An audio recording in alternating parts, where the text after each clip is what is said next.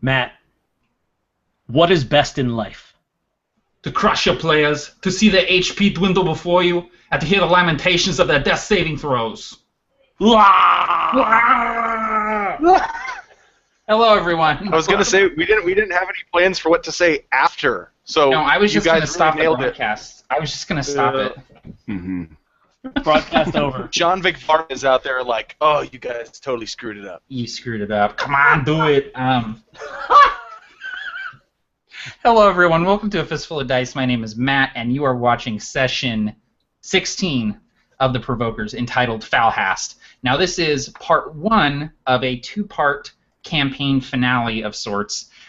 We're coming up on the end of this current campaign, and I could only think of one way to wrap it up, and that's with a epic two-part episode in true television style. So I'm really excited for this. And before we get started here, I want to raise a tankard here and just give a toast to 4 of the finest players that I have ever had the pleasure of playing with, and 4 of the best guys that I have ever met. So here's to you guys. Cheers. And, Ditto, man. Ditto to you. This is the end of this campaign, but it is not the end of the Provokers, and it's not the end of us playing together. So, cheers. Skull. And cheers, Skull. cheers to all of you who tuned in and are watching. I'm really excited, and we're just going to get things rolling here. I'm going to let these guys introduce themselves, and we're just going to go ahead and start the session. So, let's go ahead and start with Barker. Hey everybody, my name is Barker. I run the channel Better Master. If by run, I mean I let it kind of sit there, and every once in a while it'll grow by one more video. Really excited to throw up some more videos once I graduate from college on May 6th. Really stoked for that. Anyway, I am a part of Absolute Tabletop with Matt, Tim, and James, and we're over at absolutetabletop.com, and yeah, we make books and stuff. You should check us out. We do make books and stuff sometimes. You should definitely check us out. All right, Nate, go ahead, man. Yeah, my name is Nate, and I run the channel WASD20. And newer website for me, sellswordmaps.com. Getting into mapping stuff. And yeah, I'm playing Erdon Saroshent, a Wood Elf fighter. And let's do this. Let's do this indeed. All right.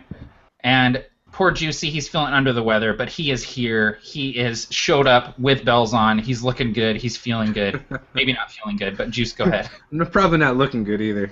You look great, Juice. All the time you look great. Thanks. You may see me disappear at inopportune times, unfortunately. I have flu-like symptoms. But yeah, I'm Juice from Tabletop Gaming with Juice. I have a YouTube channel, website, all that stuff. Much like Barker, I kind of just let it sit there, and every now and then I do something. But I will get back to it. I swear. I have no good excuse. I'm not going to college right now, so yeah. But that's it. And I'm playing Brasswick, the greatest dwarf in the campaign, next to Durgan, who has elevated his game and is on the same level now. Oh man, this is big deal. We had not talked about this prior, but apparently Durgan and Brasswick are now neck and neck in the running for greatest dwarf. So, Tim, I know it's going to be stairs lately, so he's earned it. I know, Tim, it's going to be hard to speak after such a revelation, but go ahead and introduce yourself. Yeah, wow. I feel like that's the biggest honor that a Brasswick could bestow upon a Durgan. So I'm Tim. I am with the channel Tabletop Terrors. I do the channel with James, my brother. And yeah, so if you guys haven't checked us out, you haven't subscribed, go over there, check us out.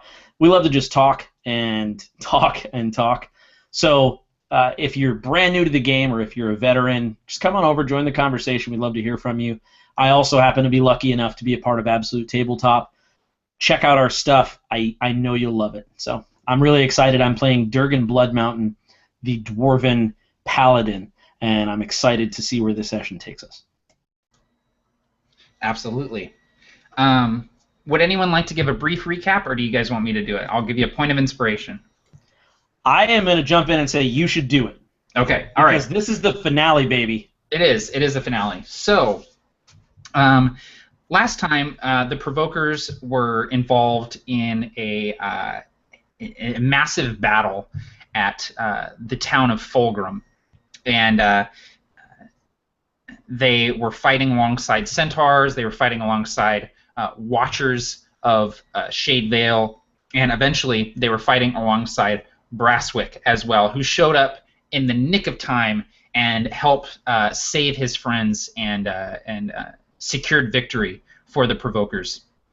Dice was gravely injured during this battle and still carries those scars. The Provokers were reunited outside the gates of Fulgrim following this battle after routing the dragon that they were fighting. The Khan of the Centaurs, Khan Temur the Undaunted, was killed, his back broken, and he was horribly injured when the Provokers found him. He ended up succumbing to his wounds and died inside the gates of Fulgrim. His one ambition, his main ambition in life, was to enter the gates of Fulgrim as a victor, as a winner of a war, and he did just that, dying just inside the gates of Fulgrim, which is chalk another one up, like another win for the Corruptor. One of his goals is to unseat tyrants, and he has done so again and again and again in the war for the Western Southlands. But undaunted, the Provokers rallied forces and journeyed back again to the Wayward Wanderer, where everything began for them, the tavern in the ruined tower, where they all met and their great adventure began. But they brought with them friends this time, people who had lent their support and pledged themselves to fight the Corruptor's barbarian horde.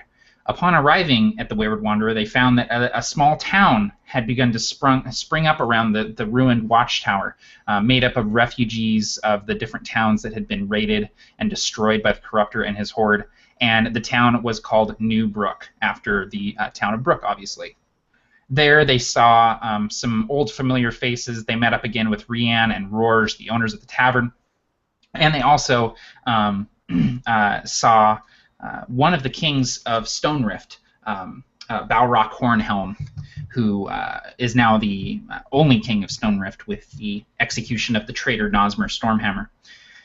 They had a bit of a war council with Balrock Hornhelm, Mir Stonegaze of Shade Vale, Rian and Rorge, and a few others were there as well, and they came up with a plan for how to save Falhast from destruction. The Provokers decided that they would ride ahead of the army at their backs, that they would find a way into Falhast, and they would bring with them the last of the teleportation stones. They're going to attempt to teleport an army into Falhast. The army itself is marching towards Falhast, but won't get there in time, and so this kind of teleportation gambit is the Provokers' last hope.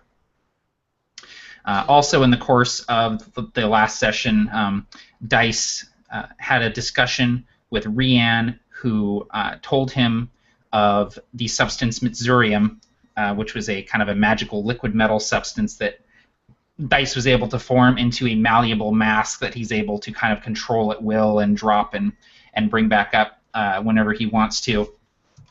And also the Provokers had one last encounter with Keenra, the Dragonborn merchant, who offered them star steel armor in exchange for a favor to be cashed in at some point in the future.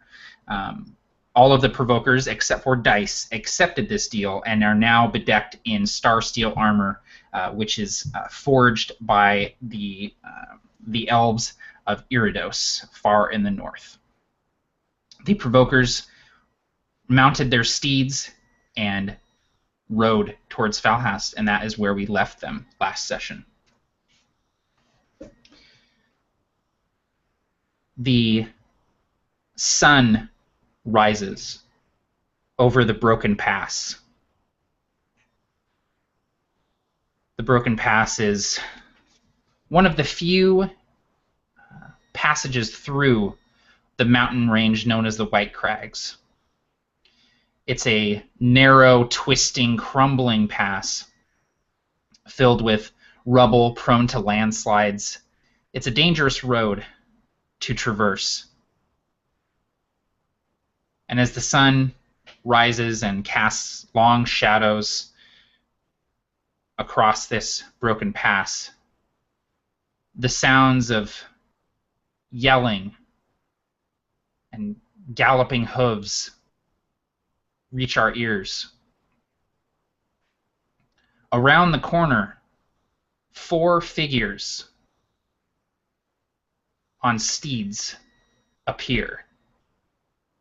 They're riding at full gallop, hunched over the backs of their steeds, urging them to go faster, urging them to keep moving. And then behind them, we see what's causing them to ride so hard and so fast. A group of reptilian creatures, 4-legged. They look almost like a cross between massive pit bulls and Komodo dragons. They're moving at blindingly fast speeds, their powerful muscles carrying them forward, keeping them right on the heels of these 4 figures who are mounted. One of these figures is an elven man. Dark hair, facial tattoos that have faded somewhat and been marred by a lightning-shaped scar that sort of creeps up onto his jawline just under his eye.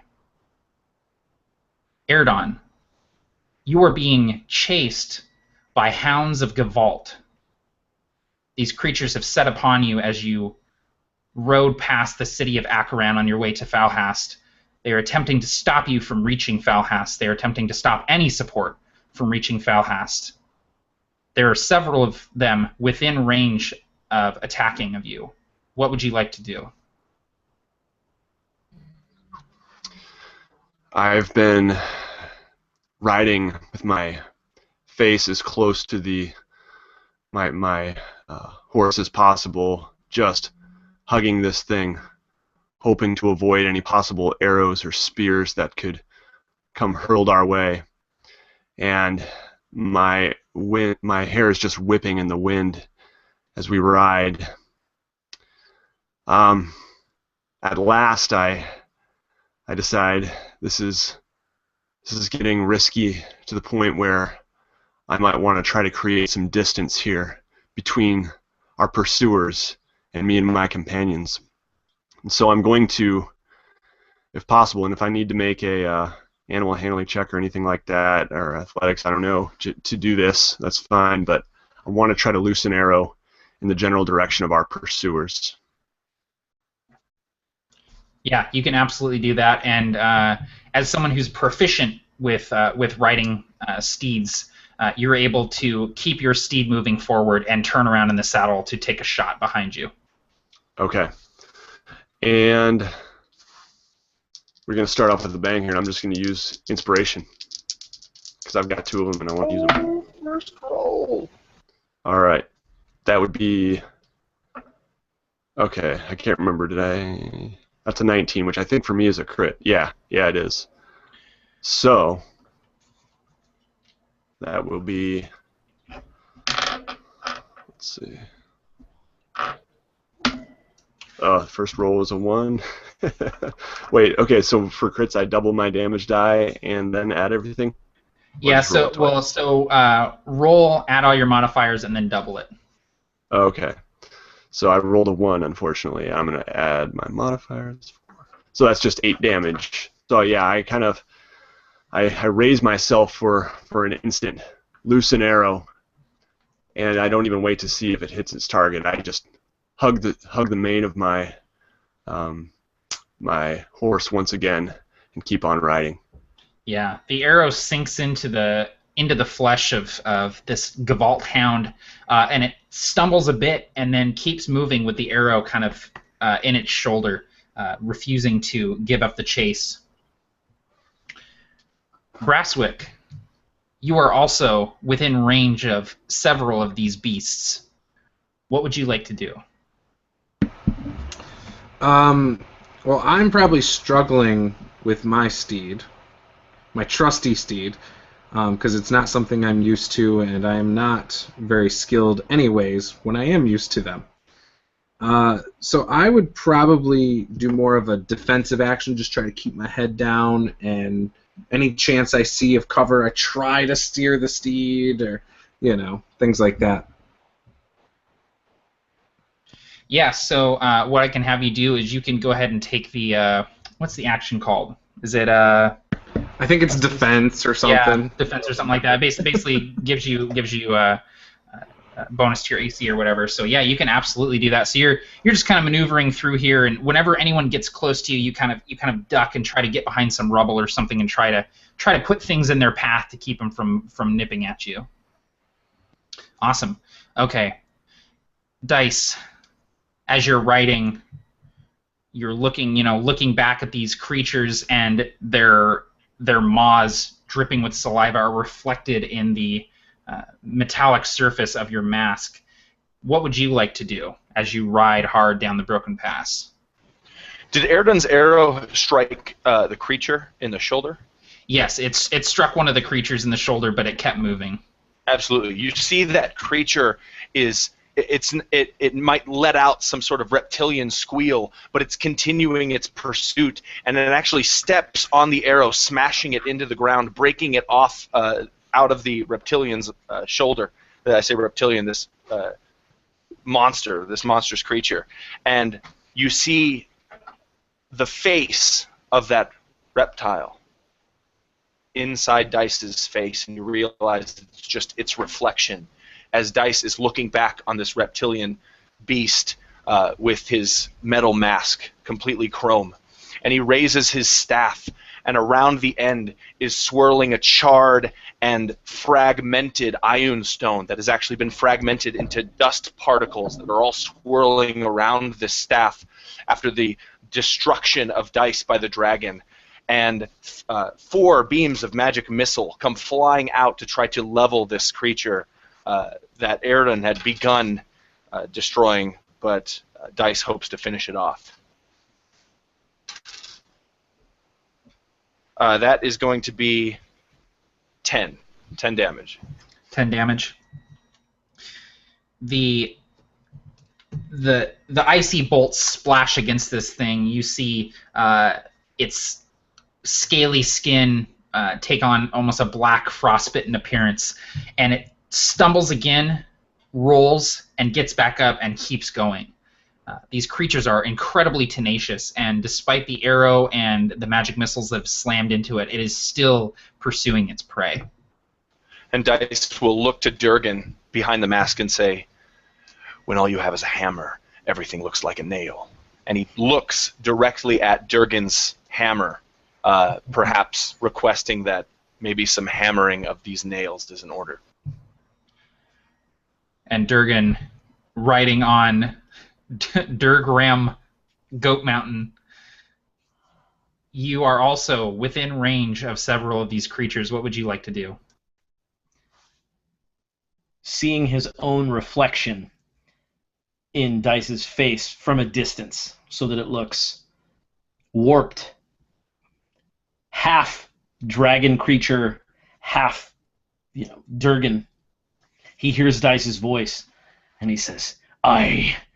And Durgan purposefully slows his mount, not to a halt, but he wants to get closer so that they're actually around him. He wants to get in the midst of them, riding, and he's going to hammer some nails. And so as he does so, like wind, he pulls Storm's Reach from his side and starts hammering the nails. Just one hit to each skull, just as hard as he can. And I'm going to go ahead and do that right now.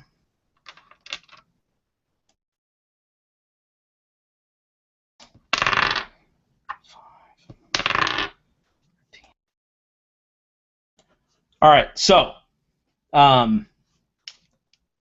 one probably hits, one probably misses. A 19? 19 does hit. What was your other one? 5. No, sorry, not a 5. That's an unmodified 5. It's a 11. Yeah, 11 doesn't quite hit, but the 19 definitely does. All right, so the beasts are moving quickly. Everything is shuffling like a wave of flesh just riding through it. And I think that the beasts are quick enough that they actually dodge a couple of his blows. And so my damage on that would be...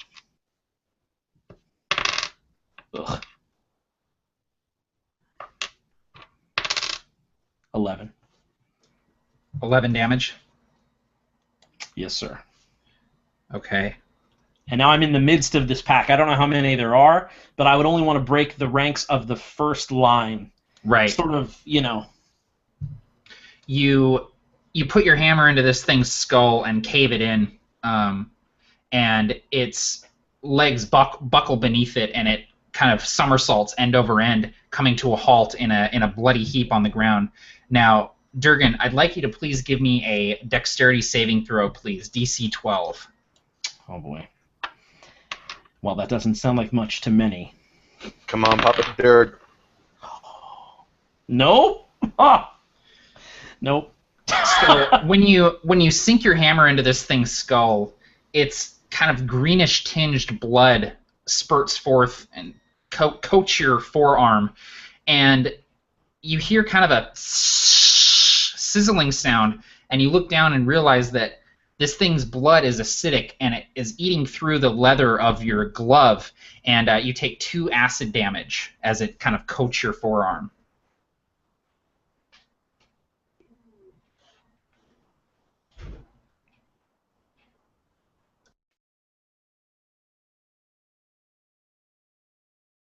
Okay. Now it's this thing's turn. So Erdon, as you're riding, one of these things kind of takes the place of the one that you hit with the arrow. It's right behind you. You see its tail. It has kind of this long whip-like tail, and you see that it has kind of a cluster of barbs on the end of its tail, and it kind of whips this tail, and several of these barbs come shooting towards you. A few of them kind of stick into your armor, dealing 4 piercing damage and 2 poison damage. And I'm going to need you to give me a Constitution saving throw. All right. That is an 11. Okay, so you are poisoned. Now, when you're poisoned, you have disadvantage on your attack rolls and ability checks, and this is going to last for 1 hour. So as the barbs sink into your armor, you kind of feel this heaviness overtake your body. Your arms feel leaden, your limbs feel very heavy, and your eyes almost start to droop as the poison quickly works its way into your body. These creatures clearly use this poison to slow things down so that they can catch them easier. Yeah, I start to kind of slide off the side a little bit of my mount, and I just kind of shake my head and realize what's happening, and in surprise, and cling all the tighter to my horse. Absolutely. Brasswick and Dice, barbs fly towards you as well, but you both manage to kind of duck and avoid them as they... And Brasswick, I rolled with disadvantage on the attack against you since you were dodging. And Durgan, you feel a couple of the barbs sink into your pauldron and prick your flesh, dealing 3 piercing damage and 1 poison damage. And I also need a Constitution saving throw from you. All right, so I absolutely failed that. Let's just hope we're getting all the crap rolls out of the way at the beginning. Yeah. We're starting the finale off right. We've already scheduled a part 2, so we should probably live. Yeah. So, Durgan, you were also poisoned for 1 hour. Okay, and that was 2 piercing damage? 3 piercing damage and 1 acid damage, or poison damage, I'm sorry. Perfect. Excellent, and I am poisoned. You are indeed, sir. Okay. I think Nate just stepped away. It is Erdon's turn, so I will go ahead and loop back around to him. So, Brasswick, it is your turn again. So Brasswick, seeing these little spikes comes jutting out at him, manages to find a nice boulder just randomly in the middle of nowhere that he kind of ducks down in between, avoiding the spikes. And as he comes back up around the other side, he actually he's still in a defensive position, but he starts kind of getting up to his feet on this steed, and in what appears to be getting ready to jump. But for this turn, he's staying defensive. Okay, awesome. All right, Dice. I think you would see Dice's steed begin to kind of stop and turn as Dice is now facing the creatures and facing the combat that his companions have thrust themselves into, or rather the combat that has been forced upon them. He holds out his staff, and the staff begins to crackle with frost, but it's steaming in a most horrific way. And the point in the center of all of these creatures begins to glow with a bright, hot white light, and then it makes this shrieking noise, and then it stops for a moment, and then very similar to like an A-bomb, it just goes off as Dice casts Shatter on these creatures. So anybody within that 10-foot radius centered upon those creatures, and I would try to get as many creatures in that radius as possible. Okay, yeah. Make a Constitution saving throw, and the DC for that is 16.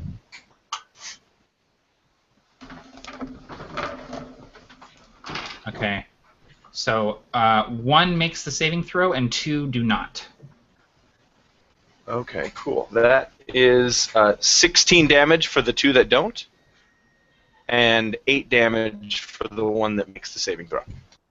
Okay, great.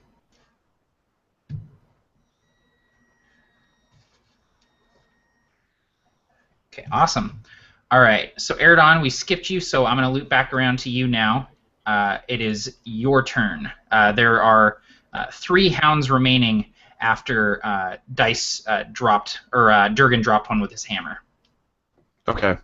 Yeah, so I'm going to loose 2 arrows. I forgot my 2 attacks last time, but so I'm gonna loose 2 arrows in rapid succession at the 2 that are closest, and I'm just kind of I would probably loose one and then quickly duck again to knock an arrow, and then loose the other, and let's see how that goes. Okay, one is a critical fail, and the other is a 17 to hit. 17 definitely hits. Okay, and that will be 8 damage. Okay, great. Yeah, the arrow sinks into this thing's neck. You just see it, and it kind of shakes, trying to get rid of the pain, but realizing that it can't tug the arrow out with its mouth, it just kind of keeps running and ignores it. But you see that it's kind of limping as it runs, and it starts to drop back behind the rest of the pack. Yep. Okay. And I'm still kind of fighting this poison, and I'm gonna be, again, struggling to stay on my ride. Yeah, you're definitely your face is kind of getting pale. You're kind of the poison is working extremely quickly. Just in a few seconds, you're already feeling the brunt of it. So, okay, Durgan, you are up. So I am going to and break free from this pack. I don't know if they get advantage or not advantage, opportunity attacks or anything like that. But I'm going to ride up next to Eridon. Essentially, I'm going to ride up next to him. And then you said that he got stuck in the back where his poison was? Eridon is still there, but he put an arrow into one of the things and it dropped behind. Oh, no. I mean, where did he take the hit to get poisoned? Was it his chest? Yeah, I believe it was in his shoulder. Gotcha. So Durgan rides up and reaches a hand out near Eridon's shoulder, and he starts to sort of whisper, just and you see, as though charming a snake, you see this green viscous liquid start to come out in the middle of the air, and Durgan grabs it, and as he does so, it dissipates, and I just cast Protection from Poison on Erdon. If I touch a creature that's poison, I neutralize the poison, and so he is now no longer poisoned. Awesome. That's a good paladin. That's a very good paladin. And so that'll be my turn. Okay, great. Yeah, and so I would just kind of feel this pull, this slight pull, and kind of look at Durgan in an odd way, like, and then realize what he's doing. Nod my head in thanks. Okay. So, Dice, you've let off this spell into the center of this pack, and as the shockwave kind of dissipates, I imagine that it kicks up a bunch of dust and rocks and debris as it just goes and just lets off this cacophonous kind of bang. Out of the debris, one of these creatures lunges at you, and Great. I'm gonna try and make a grapple check against you. So Okay. go ahead and roll either your strength or dexterity. That is a 19. That's Dang. the after my +5. Okay, yeah. So this thing lunges towards you. How do you avoid it?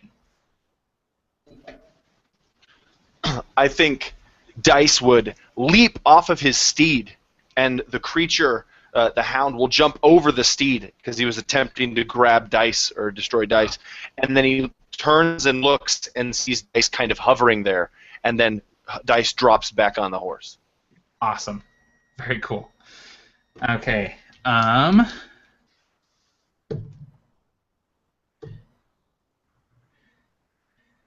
Okay, Durgan. More barbs sink into your shoulder and deal 4 piercing damage and 1 poison damage. Are the poison effects cumulative? No, they're not. Basically, they can't. You're already poisoned, and they can't poison you any more than you already are. So it still hurts, but Aerodon and Brasswick, you both managed to avoid the barbs as they whip their tails and hurl these barbs at you. Okay, Aerodon, you're up. All right. Now we are still riding, and how many are in pursuit? So there are 3 left, and you guys are still riding full speed, riding hard down the Broken Pass. Right. So I feel a renewed kind of strength and vigor returning to me, and as I knock my arrows, I am able to pull the string even harder, and I'm gonna. Jeez. Okay, so another one is a critical fail, and then we've got a 19 on the second. You're just like one way or the other, nothing in between. Like we're either critting or critical failing. Yeah. All right. So that would be. Oh, drop the dice on the carpet, and it's under my dang chair. Here, gonna try this red one here. All right. That is 9 damage. 9 damage. Okay. So, Another one of the hounds goes down. Go ahead and describe what that looks like. Right, so I imagine this arrow just pierces it right in the eye, and this thing just skids face first and just kind of legs go toppling over it, the rest of the body. Yeah, and you hear bones cracking as because it was just running full speed, and then you stop it like a wall with this arrow, and it just bones crack as it's toppling end over end. 2 of them are still in pursuit, and Brasswick, you're up. All right. So Brasswick positions himself on his steed. He's got his hand holding the strap. It's wrapped up nice and tight, and he kind of props his butt up in the air and puts his jumps straight up, pulls his battle axe out and slashes his arm wide open, grabs the blood and holds it up in the air, and it starts glowing. I cast Bane on up to 3 of these creatures. Oh, dang, son. Okay. What does that do? Charisma save, and it would be a D4 to subtract the number rolled from their attack or saving rolls for 1 minute. Oh, they both super fail it. Okay. Go ahead and roll that D4. All right. And then Durgan would probably know that that's probably not a thing that Ilmater would be proud of. I got a 2. 2. Okay, so they're all going to be rolling at -2. Perfect. Okay. Cool, man. All right, that was Brasswick. So Dice, you're up. You just see Brasswick just slit open his arm, and use some of the blood to cast a pretty horrific-looking spell on these creatures. You see, so Dice is still kind of in this kind of single combat scenario where he's on the horse and he's got this other hound in front of him that just attempted to remove him from the horse, right? They're kind of face to face, I imagine. Yeah. Finding this moment in the midst of the battle. Juice, Brasswick is holding his blood in the air, glowing. Dust is still being kicked up from the shatter. Everybody's fighting. And in the midst of that, you see the Missourium mask just begin flowing down, down Dice's body, underneath his robes, down to his ankles, out his arms, and you see it coat his hand in a mischievous type of armor as he casts mage armor on himself.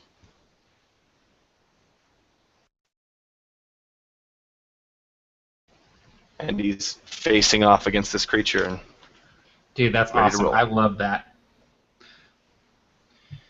Awesome. Take a point wasting all my spells on the intro encounter, though. Take a point of inspiration, man. That's so cool.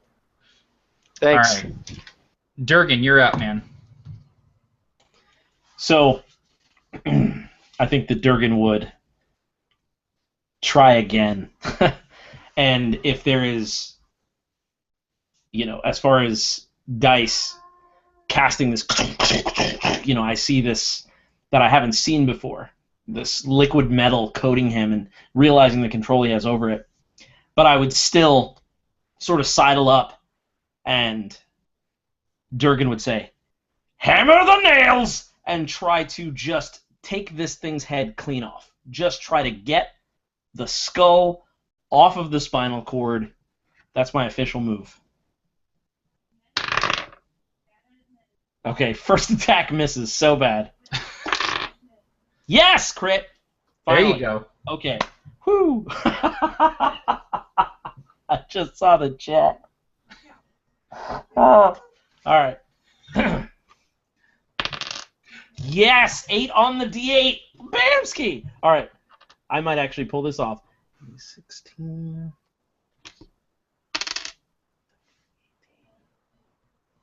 Dude, that is 36 points of damage. Oh! Yeah, I did full damage on the D8. Then I get the D4 lightning damage. Right. And then my +8 to all of it, and then... No, wait. Man. Yeah. Then I double it because it's crit. I was just making sure I did Yeah. that. Dude, awesome. Okay, so you super duper kill another one of these hounds. What does that look like? I think it would, the head, only being held on by the skin at this point. So the bone actually does separate. So the skull moves backward, and the head actually just kind of immediately drops like a rag doll, just sagging in weird ways as this thing just tumbles off to the side, hitting a rock. Right. Awesome, man. And the remaining hound puts the brakes on, just puts its legs out and just comes to a skidding halt. And as you four kind of keep riding down the pass, it's just sitting there. And then it looks down and sees its dead packmate next to it, and it just kind of starts tearing into it. Just well, I'm not going to catch these guys, but I still have something to eat. So the four of you keep riding on, losing the pack behind you. And you are now riding down the broken pass. You're still a couple hours away from Falhast, and so you have some time to speak with each other and formulate a plan.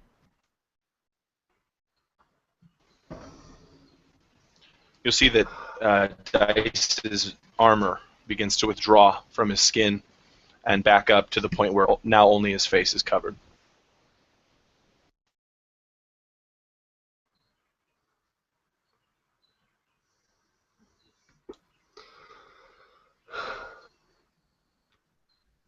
I would quickly kind of slide off my horse after we had gotten a safe distance away so we could talk, and I just say, everyone okay, everyone in one piece? There was some poison there. And as you're saying that, Durgan would be sort of flexing his arm and pulling the same snake charming sort of, as he's flexing the muscle trying to squeeze the poison out, it's coming out almost levitating, and he just kind of brushes it away. And he uses another instance of the same spell, curing himself. I'm feeling better. That was heavy. Some tough stuff, that poison. Dice looks to some Brass. trick you got there. Oh, What's that, Dice? No, Dice. This whole time, Dice has been looking at Brasswick, and he looks at his arm. What does it look like now, Brasswick? Is it healed? Is it? No, it's bleeding actually, and it's right between where the armor separates to my gauntlet, and you can tell. I'm looking down at it, and I see you looking at it, and I say, "Yeah, one of those barbs got me. I had to chop it off and get it off of me. I'll be better." And I kind of just put my hand over it and wrap it.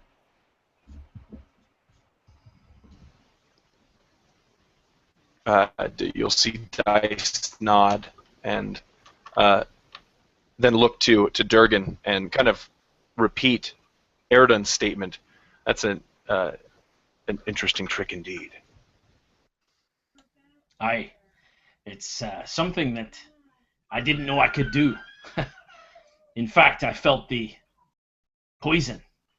I could see it almost in his veins and my own. And I was just able to talk to it and tell it to leave. Interesting. I'll have to remember how to do that.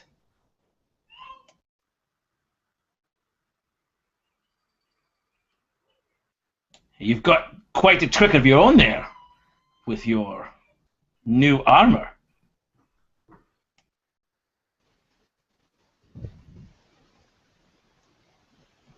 He nods and brings his hands up to his face and touches the chrome a little bit, but doesn't say anything.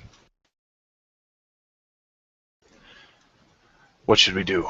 How far are we away from Falhast? You said 2 days, Matt? Actually, about 2 hours. You guys are getting really close.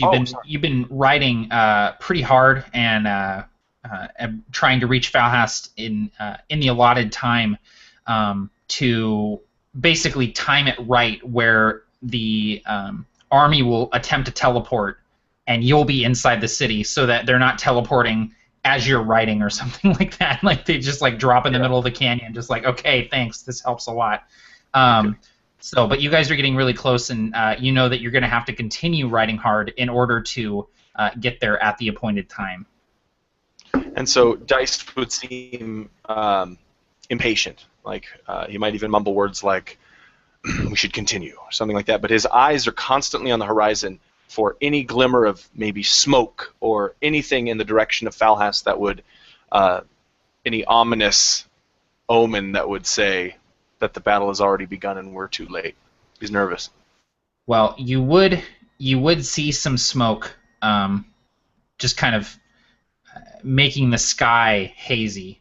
Of the sky that you can see, you know, you're in this mountain pass. The mountains are kind of soaring up around you, but you can see the sky is hazy with this smoke. And as you're getting closer and closer, you actually hear kind of these weird popping sounds. They almost, to us, they would sound almost like a sonic boom, but it's nothing that you are necessarily familiar with, except for Dice.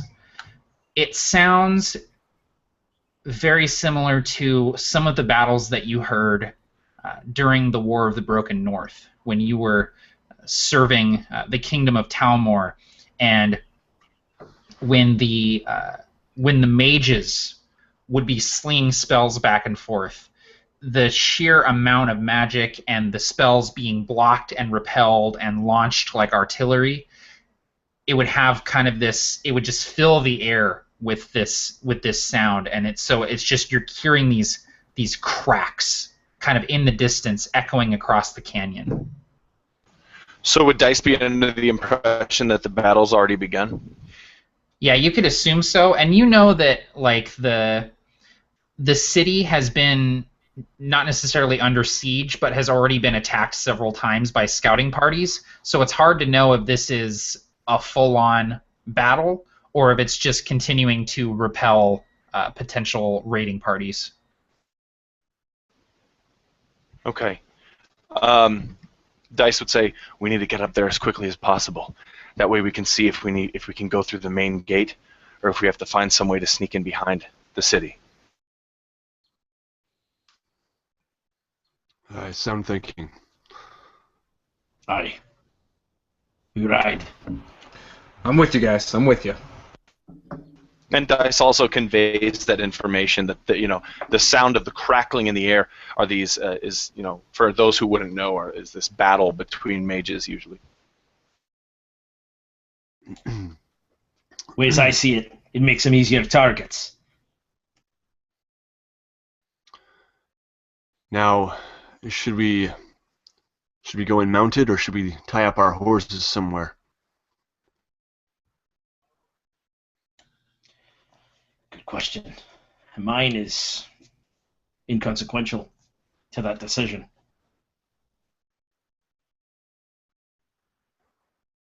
And you would know that Durgan can summon and unsummon his mount. Yeah. Were we planning on needing these after this? I don't remember. I don't think we had discussed that. Yeah, I think the priority was just get to Falhast as quickly as possible. So you weren't aware of a need for them after getting to the city.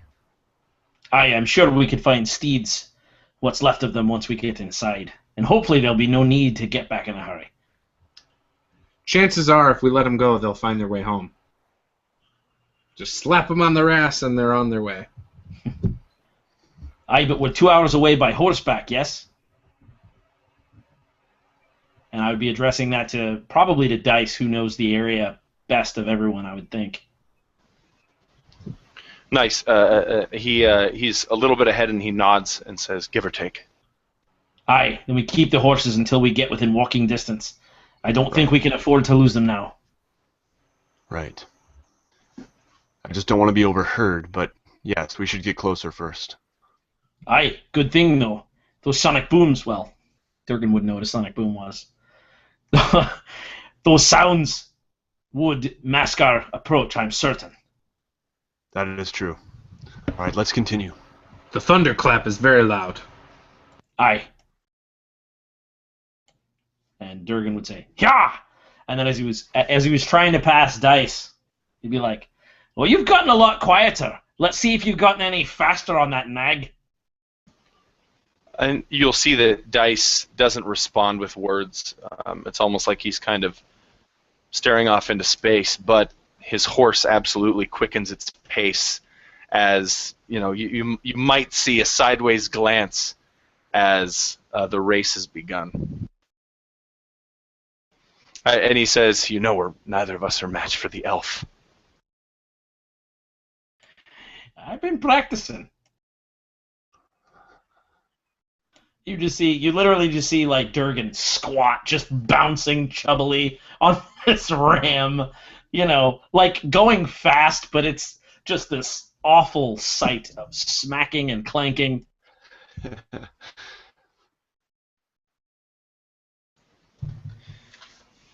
So the four of you continue down the pass, riding with all haste, pushing your steeds as fast as they will go. They're frothing at the mouth. You can feel their steps faltering beneath you as you've been pushing them beyond their limits, but they're listening to your tug on the reins. They're listening to you digging your heels into their sides. And another hour, hour and a half goes by, and the pass begins to widen.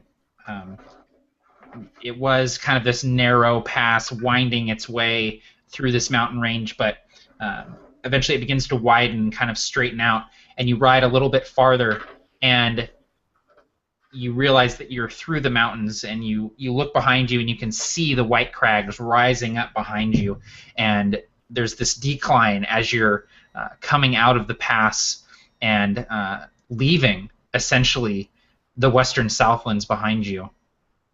And it's not long before you can see, almost looks like an ocean, kind of sprawling out in front of you through the crags and the hills of these mountains. You can see this just expanse, but it's dark. It looks black. And you realize that you're looking at the Sonnegeist Desert, the large blasted wasteland of black, glassy sand. This was the heart of the Khazran Empire before its fall, before the Great Scorching, when the dragons were released from their prison and allowed to scorch the land. This is a dead land. It is a land forsaken. But there is one point of light on the outskirts of this desert, and that's the city of Falhast, the gateway to the north. Long has it stood in the mouth of the Broken Pass, a city-state independent from the northern kingdoms. Falhast is a city of guilds, it's a city of merchants, a city of craftsmen. It has long been protected by a dedicated militia and funded by great works of art and great crafts of war. And as you break out of the pass and you see the great ocean of sand in front of you, you see it. You see the city that you've been trying to reach for about a month now, in-game, but out of game, about a year and a half.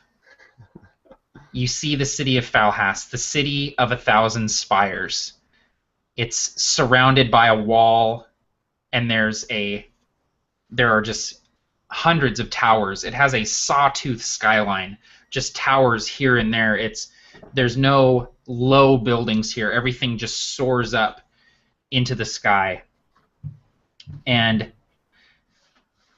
you see that there is indeed a battle happening outside the walls of Falhast. There's thousands of barbarians, maybe tens of thousands. You see hill giants, you see ogres, you see these great burly men with axes, with spears, these Gavalt barbarians that you have come to know so well. You see more of these Gavalt hounds, these reptilian hounds. You see machines of war, catapults. And you see that as these catapults lob these boulders, you see that they hit something almost transparent before they enter the city. You see a wall, a shimmering wall of magic repelling these boulders. And as the boulders hit the magic, a great thunderclap echoes across the plains. And you can see tiny figures on the ramparts maintaining this magical shield, protecting the city of Falhast from these siege engines. And you all see things swooping in the air as well. And at first you think maybe they're more bat riders from Skull Ridge. But they're not flapping their wings, they're gliding. The wings are rigid. And you realize that they're not attacking the city of Falhast, they're attacking the Corruptor's army. They're swooping low, dropping what look like alchemist fire, and then swooping back up into the air on the current. Some sort of glider. None of you have ever seen anything like it. But these gliders are swooping low, and just sending fire down into the ranks of the Corruptor's horde and then swooping back up. Some of them get hit with arrows, some of them get taken down, some of them lose their gust of wind and start to careen down into the ranks. But they're all circling this army. Now, the four of you are close enough to see all of this, and you have your choice of how you want to approach this. The gates of Falhast are clearly besieged, but there are always other ways into the city. So how would you guys like to do this? How would you guys like to approach Falhast as it is besieged by the Corruptor's army? Well, first I want to make some popcorn, and then I want to sit over here and just watch. No, I'm just kidding. No, Juice in the chat said something funny. He said, we still have some time to turn around if you guys want to. Like, we're going to go back to the Wayward Wanderer. Yeah, this isn't what I expected. Looks a little dangerous, guys. We trot wasn't back. expecting this. Knowing Falhast's position in between the wicked desert of Sonageist and the rest of the Western Southlands, being that choke point, Dice would kind of look around, if at all possible, for any sort of side entrances that might be concealed or any mountainous outcroppings where such a side entrance would exist. He'd also bring this up to his companions in case they have any other ideas on how to find such an entrance. I wonder if there would be sewers of some sort that maybe exit a couple miles away from the city that maybe we could look for. Erdon, you're a military-minded guy. Maybe something like this is up your alley. Maybe you're familiar with stuff like that for sieges. Dice nods and looks to Erdon. That's a really good idea. Well, don't look at me. You know this city. Sure, there could be something like that. Now, if I remember correctly, you can fly. And I look at Dice. But that leaves the three of us out, so I don't know. I was gonna say I can't. You're all a little too big for me to carry you. Yeah, but if you could fly that far, I don't know. I don't want to put your life at risk by yourself there. I don't know how far or how long. There's no guarantee he'd make it through the shield. Whatever that thing is stopping the stone could blast him to pieces. That's a good point. But if you could somehow, if even one of us could get in some way and get word to others that there's more help outside, I don't know. Matt, the actual history of Falhast, is it of dwarven make? Is it of human make? So it was constructed primarily by humans, but you know that it's one of those cities that was founded by just a smattering of cultures. So the architecture, there's elven, there's dwarven, there's human. It's kind of a real mishmash of cultural sort of influences. The architecture of it is very, very interesting. Okay, because what I was going to try to do is some sort of history check to take the two kind of ideas that were given, maybe a sewer, maybe a mountain pass, and know if there's any kind of famous dwarven pieces, sort of like, like a Sistine Chapel or something that's like a famous monument or area that I can say, oh yeah, this is famous for blah, we might use it. Yeah, go ahead and give me a roll. Okay. All right. How about a critical fail? Haha. Durgan don't know squat. You have any inspiration, buddy? I do, but I was saving it to kill the Corruptor. You know what? I'm gonna give Durgan my point of inspiration. Oh yeah, man. All right, here we go. Go big. Don't screw it up. Oh yeah, the big. Well, almost the biggest. 19. Okay. Yeah. So I do that. Should have been a champion fighter. Dice hasn't been to Falhast either. Dice is not from Falhast at all, so but he knows a little bit. So I imagine this is he and Durgan kind of putting their heads together to come up with a bigger picture. Yeah, I love that. So I imagine that you have these ideas of like the sewers or another entrance through a mountain, another sort of inlet, but you seem to recall that the reason why Falhast, one of the main reasons why Falhast is so prosperous is because it's sitting right on top of an underground lake, just a giant reservoir of fresh water, and it's the only fresh water for hundreds of leagues in either direction. In Sonnegeist, you'd have to work backwards through the broken pass to find any more water. And one of the great marvels of Falhast is its system of bringing fresh water to the surface. And Durgan, you know that this particular thing is dwarven in make. It's a series of pipes that are pressurized to bring water up from the ground, basically pumping it up into the city. And you know that there are fountains and basins and pools kind of scattered throughout the city where people can go and collect fresh water for their homes, wash themselves, and the city of Falhast is famed for these fountains. And so you imagine that there has to be a way up into the city through this underground lake, but it would be a matter of winding your way through down into the underground lake in order to get up there, and you're not sure how exactly that would work. I would share that information with Dice, and I'd say whatever he had mentioned to kind of make me think of that. Maybe it was the mention of the lake, maybe it was the mention of the mountains.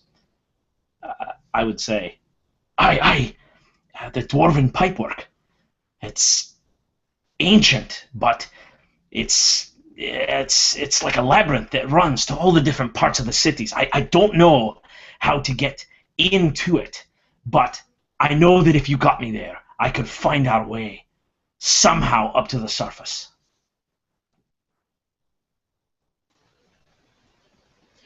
How do you suppose I can help?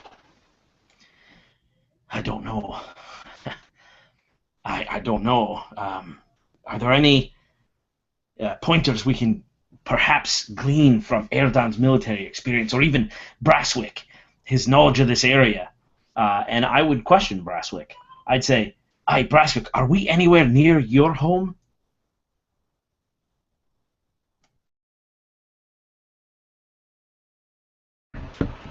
I think we're pretty far south still of my home.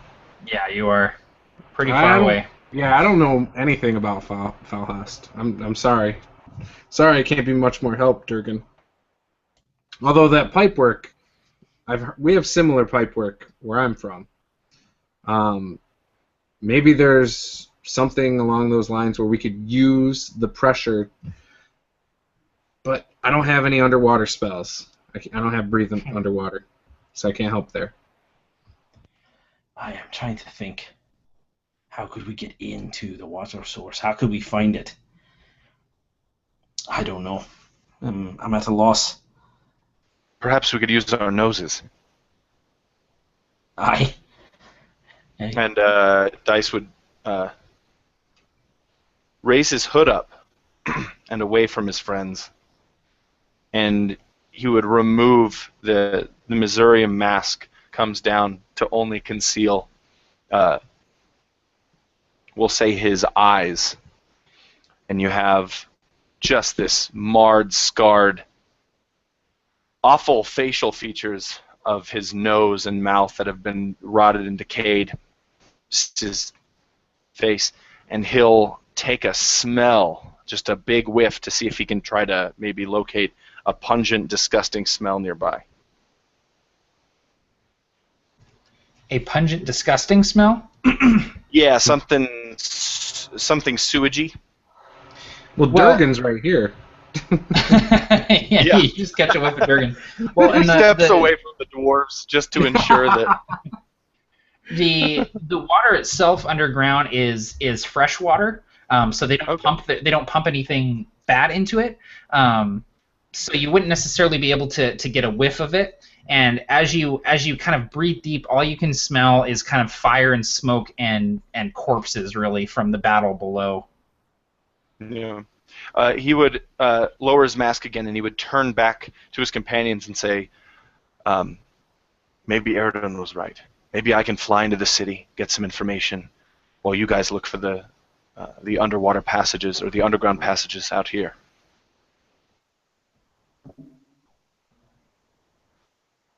I think that might work. I don't know about your flying, but good luck with that. Surely Eridon, Durgan, and I could sweep looking for some kind of entrance underground into the city.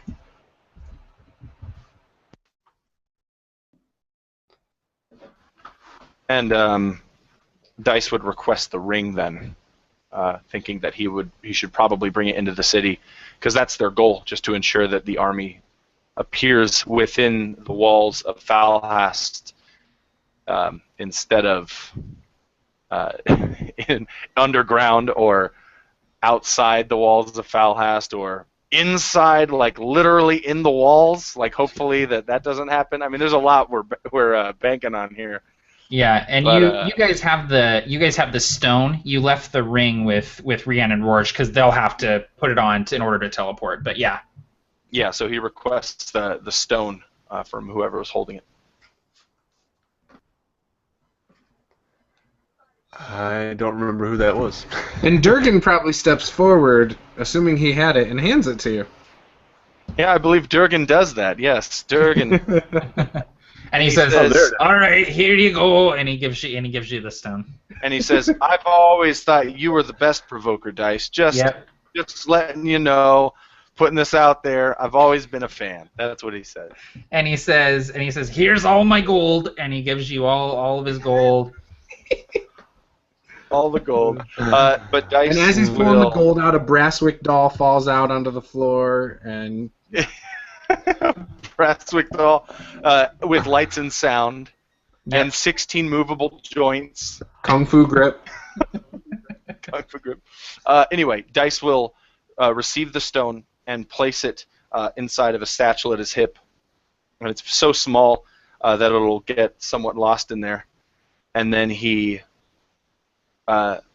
hovers for a second and then fires into the sky towards Falhast, but also in a way towards the battle that's happening. He's going to have to do a little bit of maneuvering probably. Yeah. So you take off. You leave Brasswick and Eridon and Durgan on the ground. You have the stone in hand, and you fly towards Falhast. The city comes towards you. Pretty soon your ears are filled with the din of battle. A few boulders sail past you as more catapults go off. You can see the shield getting lesser and lesser, and as you fly closer to Falhast, you can see that the shield is being generated by mages, and you can see that they're kind of raising their hands, generating the shield, and then after a few seconds, they slump down, and another one steps forward to continue the shield, and so it's taking a massive amount of magical energy to maintain these shields that are blocking these boulders. But you're flying, and you see, as you're flying, you can get a closer look, and you see that these gliding things, they have people underneath them. These people are kind of suspended underneath the gliders, and they're tossing flasks of alchemist fire down onto the barbarian horde of the Corruptor. And they're clearly man-made contraptions. They have no moving parts about them. It looks as though they are just riding on the wind. But one thing that you do notice is that whenever one of these gliders kind of starts to droop, you can see that they almost kind of generate their own wind. They start to climb up again, sort of on their own, which sort of reeks of magic to you. It seems like they may be magically enhanced in order to generate that wind that's carrying them around on these gusts. As you approach the city of Falhast, you see that there are hundreds of people manning the walls, including the mages that I mentioned. You see that there are archers and there are men wielding crossbows as well. As you kind of fly towards the city, you actually see a few of the crossbowmen level their crossbows at you and start shooting bolts up at you. A few of them kind of fly towards you.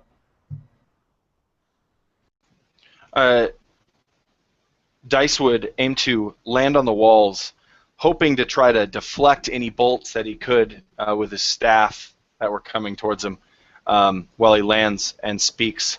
"I'm here as a friend, not as a foe."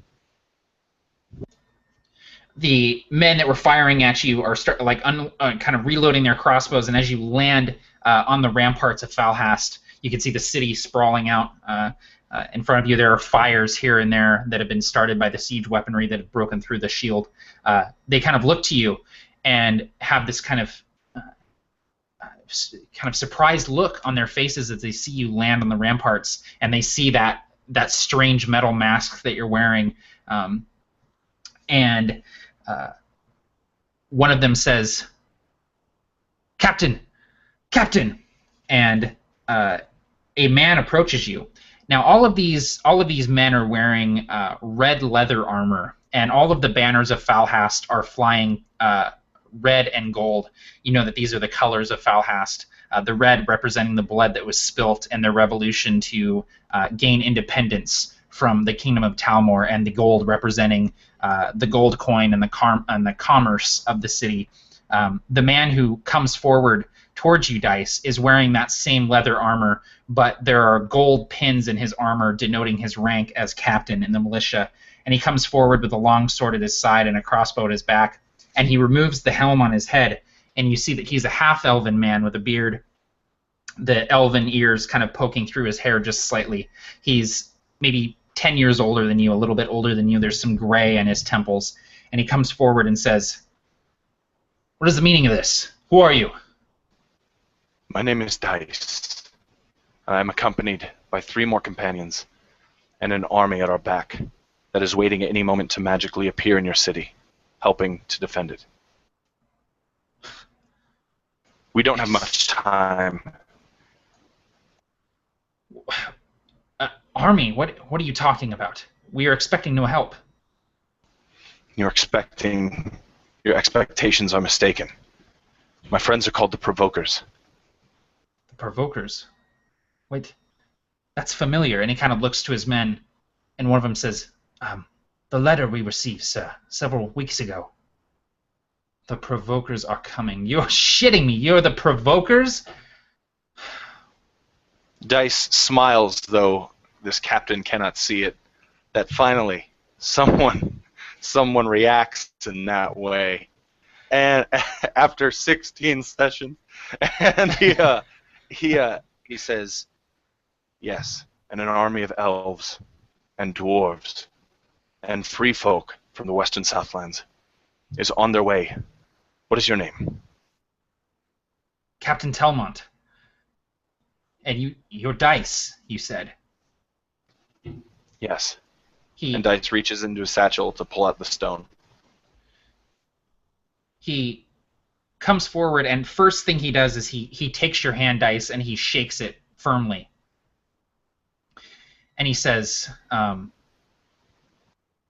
don't have time to process what you're saying or time to thank you for what you're suggesting. But if you have reinforcements on the way, then we may just win this battle yet. What do you need from me?" He holds up the tiny stone. He says, "I need to put an open field to place this. Perhaps a mustering quarter inside your military encampments, or a farming field. Something where," and he looks at him and says, "Bear with me, where an army can appear instantaneously." I've never heard of such a thing, but I am pleased to hear that. Yes, there are several different places that you could try. There's the agriculture quarter, which is wide open fields. There's also the barracks court, where there are no men there now. We've mustered everyone to the walls. Both should afford you enough space. Could you point me in the right direction? Yes, and he gives you directions.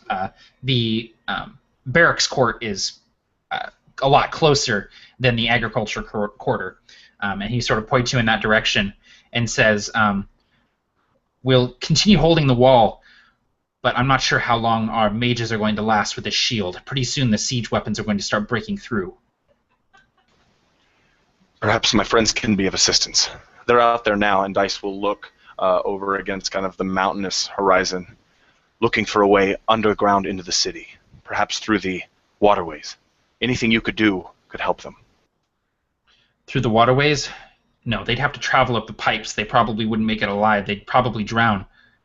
But we can get them there. Before you go to the court, stop off on the lower ramparts. Ask for Seagay. He can help you.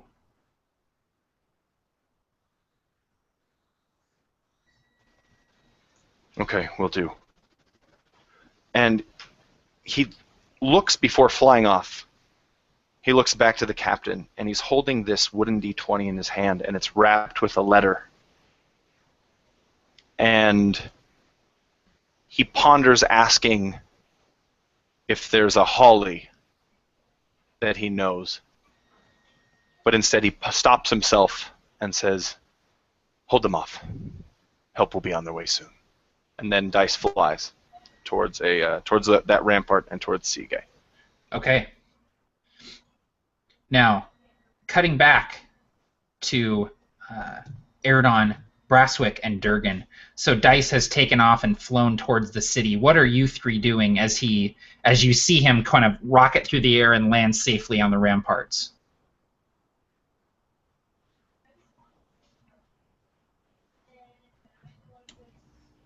I guess my natural inclination, and I would maybe ask my companions, would be, so if there's some kind of underground lake, should we be looking for water? Should we be finding somewhere where water comes out to see if we can enter in? Or I don't know. I was just thinking an opening or a gate of some sort. Aye. It's, water pools. It goes downward. These are mountains. It's got to be running somewhere. We've got to look for the wettest place. It's a desert.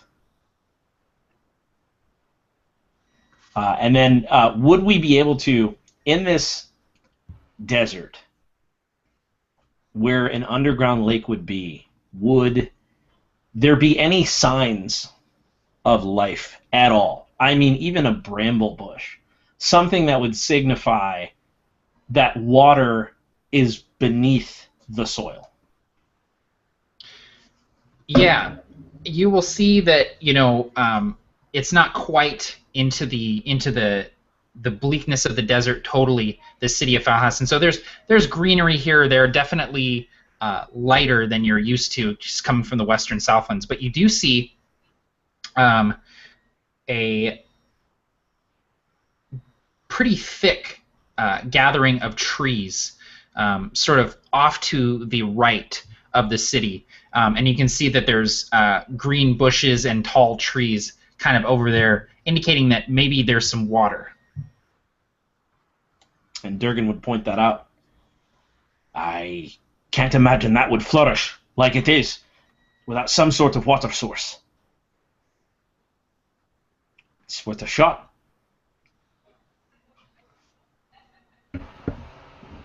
Nice eye, nice eye.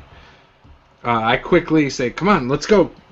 And I grab my things, and I start following along, because I don't want to take the lead, because I have no idea what I'm really doing. And Durgan would elbow Erdon, and as Brasswick said, nice eye, he'd say, oi, it's from spending time with this leafy bastard. And I just kind of chuckled to myself. I guess I'm glad something's rubbing off. Let's go. Erdon, will you take the lead? All right, I suppose. I'll get your back. You're just quicker and stealthier than the two of us put together twice. Right, so I'm carrying my sword and just kind of creeping forward, heading in their direction. And you cut out for me, Tim, so I didn't hear what you said. But are we headed to the vegetation, or? Yeah, so it would be where the trees are growing thicker, greener, and taller than anywhere else. Okay. Yep. All right. So off in that direction, we kind of stealthily make our way, trying to stay out of sight. Yeah. And you guys are easily, able to stay out of sight. There's this huge battle going on. You're still a fair distance away from it, so no one is really noticing you as you move along, like through the crags and through the rubble, and make your way towards this area of vegetation. You enter in. You feel the sun, kind of lessen as you enter the shade of these trees. You see there's grass beneath your feet, bushes and trees. You move through towards the center of this gathering of trees, and you do see kind of shimmering water, sort of this small pond sort of in the center. And as you're approaching it, you see that you're not alone. You're not the first people to enter this little gathering of trees. You see a man kind of kneeling before the water, and this man is in heavy armor, and you see he's just sitting there breathing, and there's graying blonde hair draped over his shoulders as he's sitting there.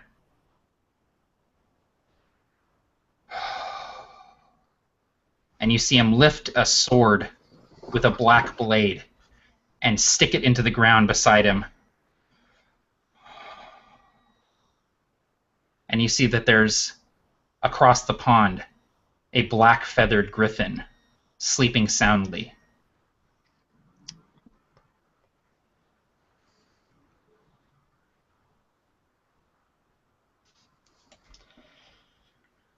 Would Wow. we recognize this man immediately? Absolutely you would. Durgan attacks. I knew you were going there. You blew your inspiration. Oh wait, no, Awesome. you didn't. You didn't. Durgan immediately casts Vow of Enmity, which means that I'm channeling my divinity, and you see essentially what looks like red flames burst from behind Durgan, forming a larger, almost spectral red copy of Durgan that looks even more muscled and translucent, with a rune of Tritherion glowing in its forehead. And with a voice that's not his own, Durgan utters something from an ancient tongue, maybe even a tongue that hasn't seen this desert sand since the dragons scorched the earth.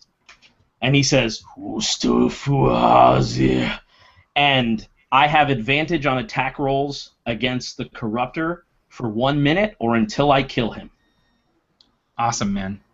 And I charge using inspiration and do it big.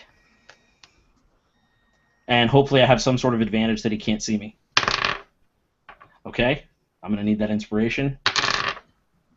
Okay, I don't know what his AC is, but does a 17 hit? A 17 just hits.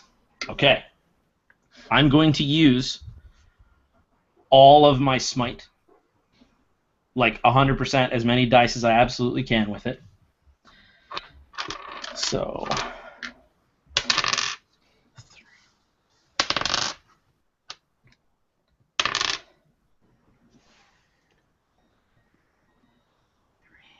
plus 32 points of damage.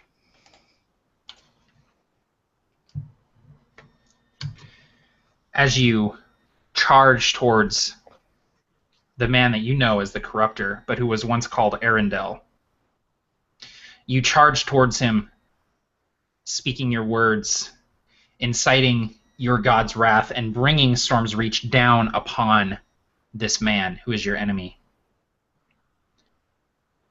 And as you're swinging your hammer down, he turns, hearing your voice, and you see shock on the Corruptor's face for the first time as he sees a dwarf that he has faced twice now in combat. He tries to bring up his sword in time to block. You see his hand bring the sword up, but he's not quick enough. And the hammer comes down upon him, and there is a thunderous smite as all of the wrath, as all of the vengeance, as all of the hate that you feel for this man comes flowing out of you and into the heft of your hammer. And if I can, I want it so that his helm, his own eyes glowing red, strikes him squarely in his own face, so that the thing he sees is his own visage coming toward him with my face out of focus behind it. Absolutely. And you bring it into his jaw. You hear a crack, just a sickening crack as this thing slams into his jaw. He goes to the ground and then lifts himself up on his sword. You see him coughing up blood. And he turns and looks at you, Durgan, and you see just malice in his eyes. Blood trickling from his just ruined jaw.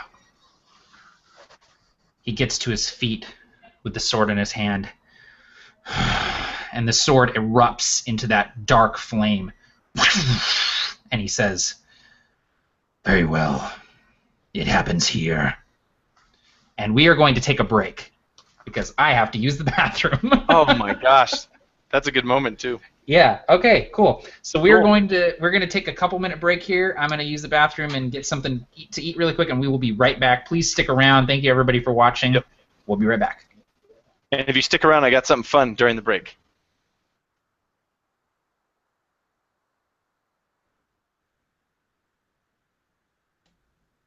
I wanna, but I have to go pee too. I'll have to watch it tomorrow. You better go pee.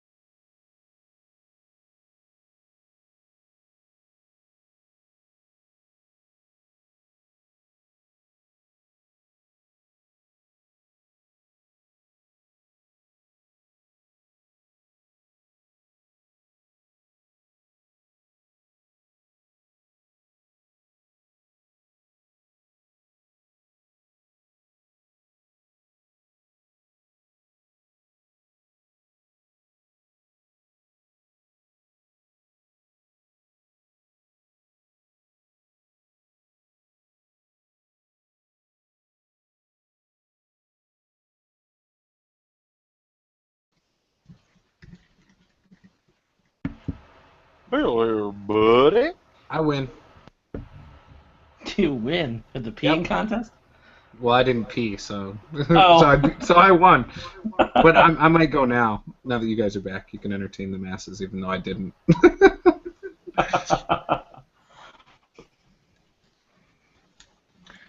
You're leaving now. That's like waiting at the starting line after the gun's gone off and everyone's run, and then at the end of the race, you say, "I won!" Like you beat them to Yeah. the starting line, and Wait, then yeah, I was the first and one then there. you start running. I was the first one there. Juice takes 5 steps backward, and then when everyone's turning the corner, he makes it look like he's running across the finish line. I've Yeah. tried that before. It didn't work. Oh man, I'm grinding my teeth over here. Uh-oh. So He's gonna get us I killed. prepared something kind of fun for the people in the chat. Oh, yay. Well, we wait for Matt to get back. Drink So I've game? created some quiz questions, and I think you guys can add to them. This was a last-minute thing while we were sitting in the Hangout. For the people in the chat who have watched all 16 sessions, of which there are quite a few, which is awesome, we have like a pop quiz about the Provokers. So here's the first question. Quiz. What's up? I said popcorn quiz. Popcorn. Sorry, when you guys were in the bathroom, we kept talking about popcorn and 100-year-old popcorn, stuff like that. Never mind. Oh, no. Popcorn is delicious. Even 100 years old popcorn is delicious. So the first question is about dice. What is the first spell Dice ever cast? And you guys can answer this too if you think you know. Oh, shit. I think I know, but I might not. Oh, wait. It was probably in the Wayward Wanderer, huh? Yeah. Okay. Yep. Chill I've got touch? to guess. Dude, I'm surprised that so many people got it. I thought everyone Ray was of going to say Frost? Ray of Frost, but it was Detect Thoughts. Yeah. Oh. First cast was Detect Thoughts. He was going to read that douchebag's mind. Caldor? Isn't it? Mm-hmm. All right. Next question. And this is probably the obvious one for you guys. But what was the thing that Brasswick was surprised about regarding what Erdon was eating / drinking in the Wayward Wanderer? I remember. Yeah. I can't answer my own question, Definitely though. remember. No, me either. Yeah.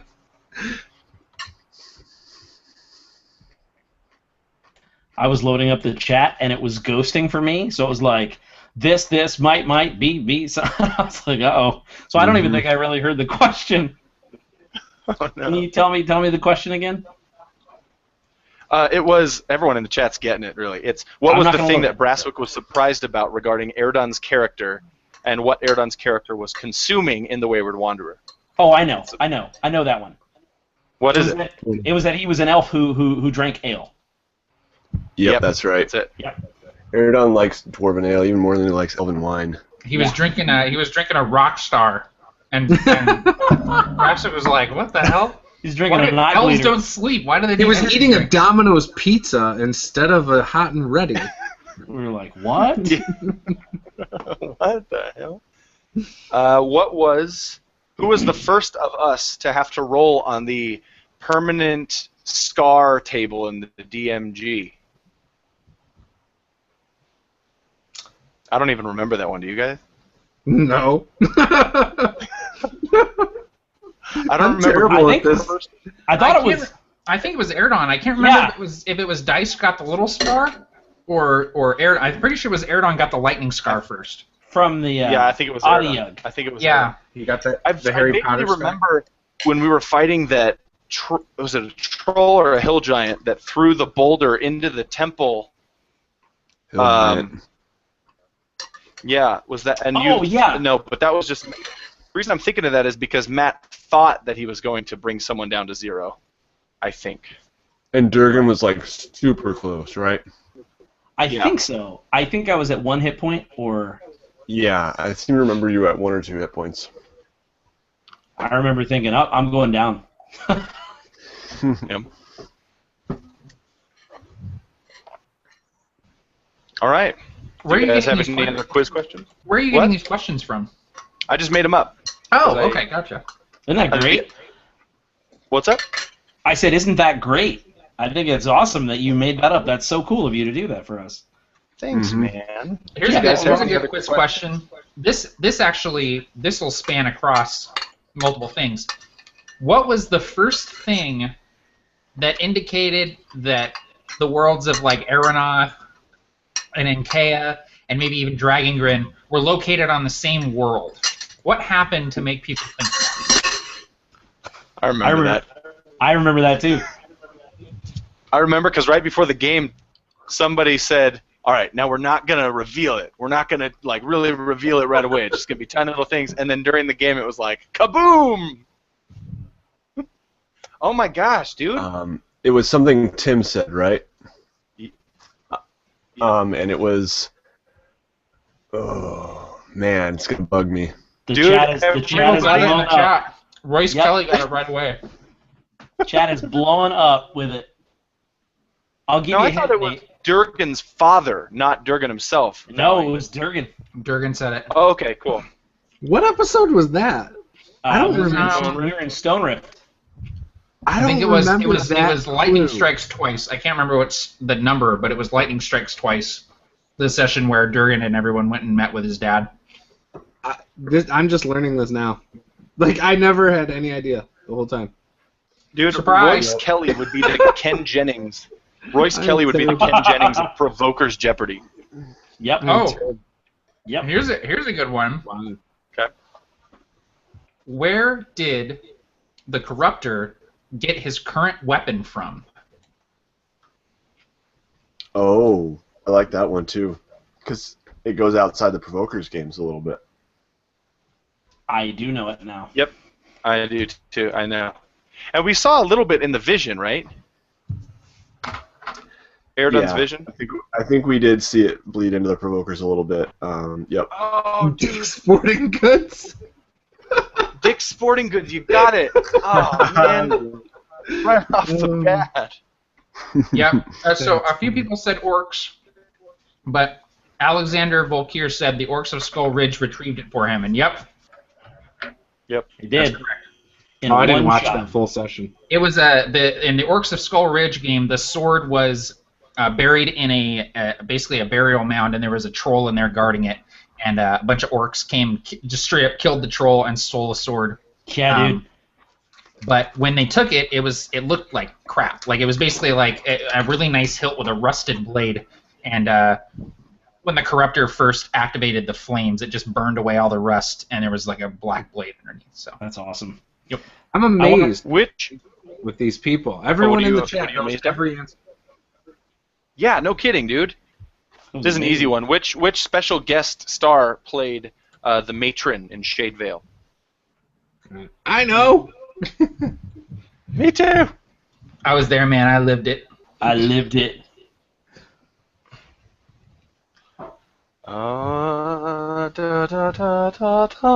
The Rogue DM, Royce Kelly. Boom, there you go. Boom. Freaking Royce Kelly. Royce Kelly's Champ is got, here.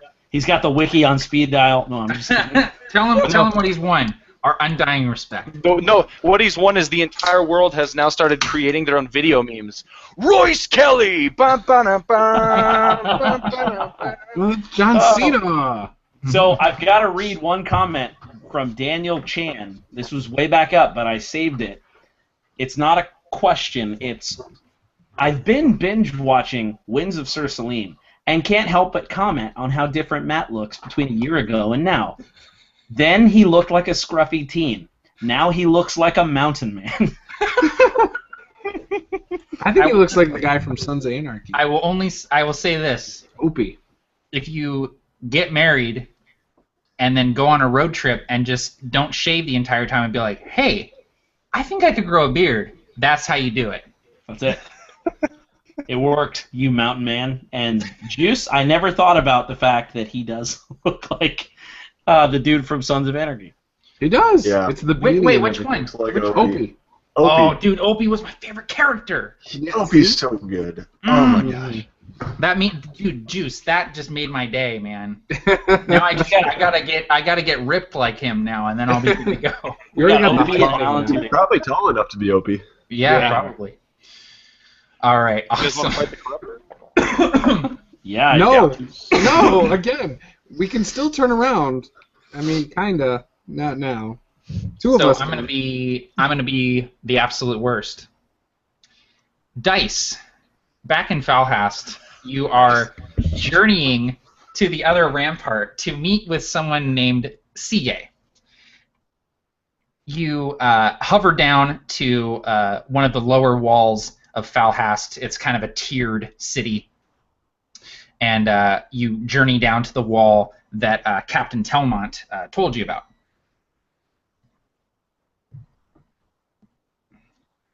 Once you get down there, there are more guards who, of course, level their crossbows at you. Dice, regretting not taking some sort of pendant or something to show that he is friendly, realizes how very distressed these people must be to allow Dice, an unknown. They only know the name the Provokers, and only having received that one note so long ago, they must be so cornered that they feel that they must trust Dice for fear of, if they have to take risks. That if they don't, they're already on the path to losing the battle. Dice lowers himself onto that rampart, and he has his hand in the air in a way to show that he is there peacefully, and only one word breaches his lips. Sige. A man with flaming red hair steps forward. You see that he's wearing kind of well-worn leathers, and he has a bunch of pouches on his belt and across a bandolier across his chest. He comes forward and says, "Yes, I'm Sige. What do you need? What do you want? Who are you?" I was sent by Captain Talmon. He says you can help me and my friends. My companions are known as the Provokers, and we have an army incoming. I must take this stone to the barracks quarters. But meanwhile, my friends are attempting to get into the city underground, through the waterways. But he told me to approach you and see what you could do to help them. Oh, I see. Yes, I see. So now he needs my help. He was so distressing before the battle started. Okay, your friends, what do they look like? You can't miss them. Well, there's an elf with tattoos all over his face. 2 dwarves. One, a cleric of Ilmater. You'll see it right on his clothes. The other looks like he's been digging a trench for 9 years, non-stop. You got all of that? He says it to a couple of guys behind him.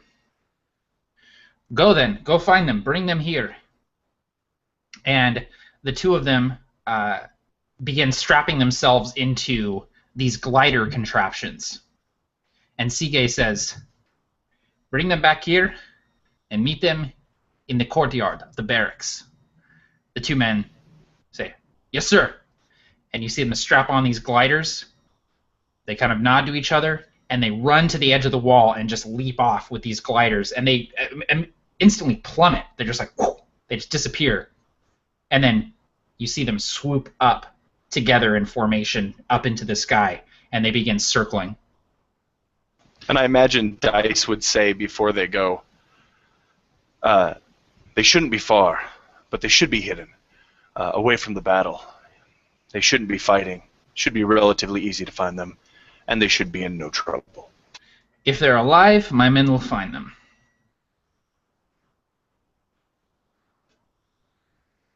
Something got Tim so good, he's still laughing about it. What got me is when he goes, "It's like he's been digging a trench for 9 years, non-stop." I don't know why, but non-stop got me so good. Just without rest. All right. So, Dice, Sige has sent gliders out. Now, where are you headed? Are you headed down to the courtyard? Yes, it takes a while for him to gain his bearings. The scar tissue over his eye has finally sealed completely shut, and he only has the vision of his one eye. And he moves to, yes, the kind of the barracks courtyard area. As he reaches it, he must land without no longer having the ability to fly. He runs the last few yards to the barracks courtyard, staff in hand. And you see it's this big expansive courtyard, probably used for training drills, marching drills, just gathering everyone in the militia together. So it's a big, giant stone courtyard with mortared stone on the ground. And you have the stone in hand. What do you do with it?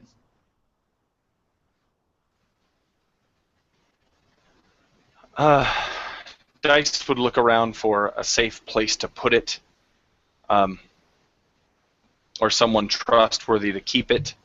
as he's itching to get back to the battle, to the walls, to help defend the city. But he knows that his first charge is to protect the stone. He looks around him for perhaps some sort of the wide open space, maybe a drill area, and he would attempt to place it on the ground as just a solitary pebble in the midst of a larger gravel area. You do so, and you set it on the ground, and you stand there and you wait for what is probably a few minutes but seems like hours. You had agreed with Rorge and Rianne and the leaders of the armies at your back that they would attempt to use the ring in the later parts of the morning on this day. As you look up, you see the sun, and you know that it's just about time. And you sit and you wait, and you sit and you wait, and maybe you think something's wrong. The magic isn't working. They can't teleport that many. And as you're sitting there and you're starting to lose hope, the stone kind of starts vibrating a little bit. And then it starts kind of skittering. And then it builds up enough momentum that it actually starts bouncing up and down on the stone. And as it's doing that, we're going to cut back to Erdon, Durgan, and Brasswick. I know, I'm a bitch. I know, I'm the worst. I'm killing myself over here.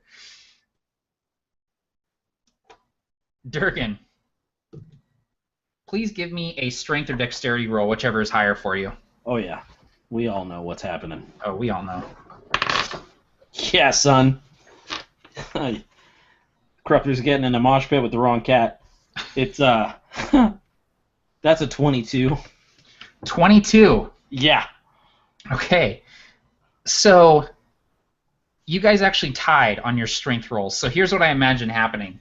The Corruptor stalks towards you, blade in hand, and he reaches out with his gauntleted fist and puts it around your neck, Durgan. And he kind of, his grip tightens around your neck. You feel your windpipe closing as he lifts you up. Now, how do you escape from this attempted grapple as you meet his strength? So, I feel like I would let him lift me. So it's a feigned loss of the check.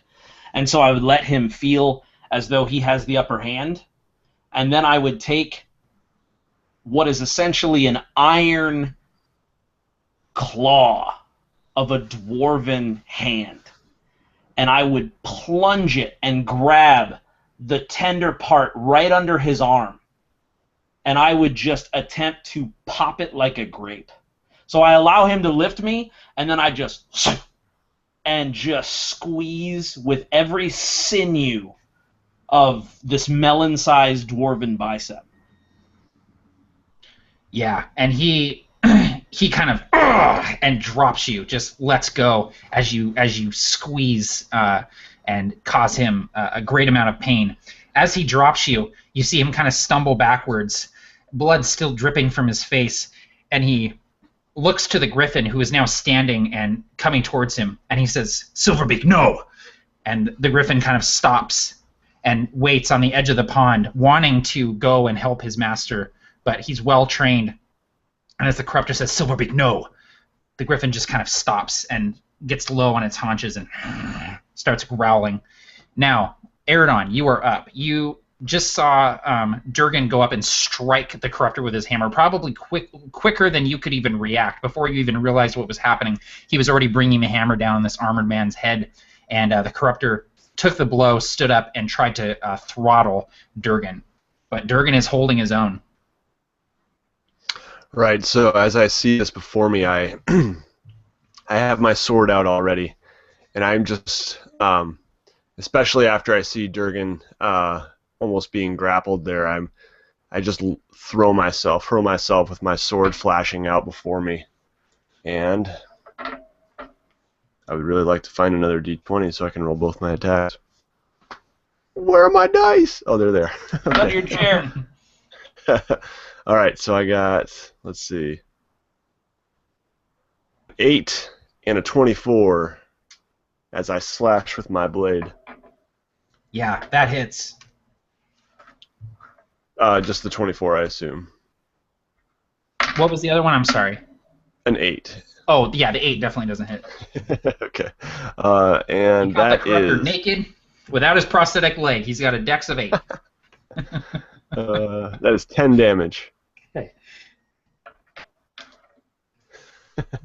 Awesome. Okay, Brasswick, you're up. Excuse me.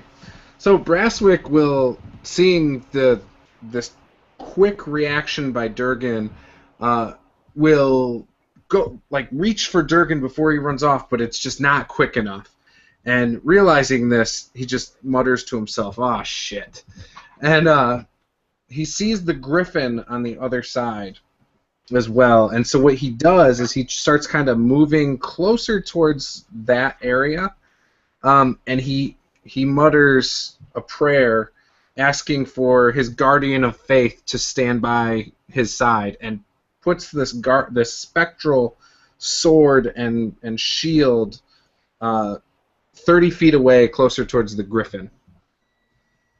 Okay, awesome. So how does that work exactly mechanically?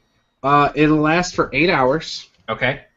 It's a large spectral guardian, appears and hovers for the duration in an unoccupied space of your choice that you can see within range. It will occupy that space and is indistinct except for a gleaming sword and shield. Any creature hostile to me that moves to a space within 10 feet of it for the first time on a turn must succeed on a dex save. The creature takes 20 radiant damage on a failed save, or half as much on a successful one. The guardian vanishes when it has dealt a total of 60 damage. So basically, you're just dropping this thing in front of the griffin to keep it from entering the fray. Pretty much. Smart. Awesome. That's very cool. Okay. Awesome. Okay, Durgan, you're up. So, Durgan would take Storm's Reach, and he would look down at it, and he would look back at the Corruptor, and he'd say, "On this night, your patron and mine, we are the avatars of the gods, and we shall see who bears the mark of their god strongest." And Durgan, just in one word, just, and you see Storm's Reach and the mouth of the helm just belch this red, singular-colored spectral fire as Durgan just jumps toward the Corruptor with his branding smite. And I will be using Inspiration.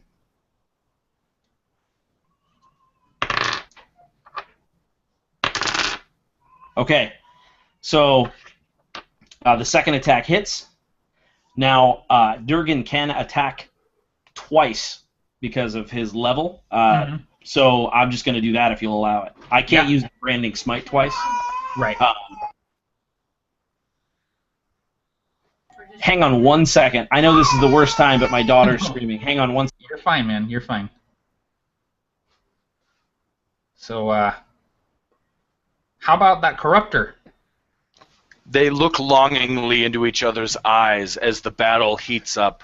It's a moment where the vicious glares of Durgan and the Corruptor meet, and there's a single tear somewhere. I don't know, but someone sheds a single tear as these two foes are destined and have been destined for so long to face off, and here they are. And the Corruptor eyes his old helm atop Storm's Reach and thinks for a moment longingly about what that helmet meant to him. And perhaps he remembers being a convoker. And he's flying on his griffin in this memory, and he looks to his left, and there is Emery Suresteel, his old friend. But that flash ends as Emery's arm is gone, and there he is looking at the face of himself inside the helmet of Storm's Reach, glaring with blazing red eyes directly back at the Corruptor.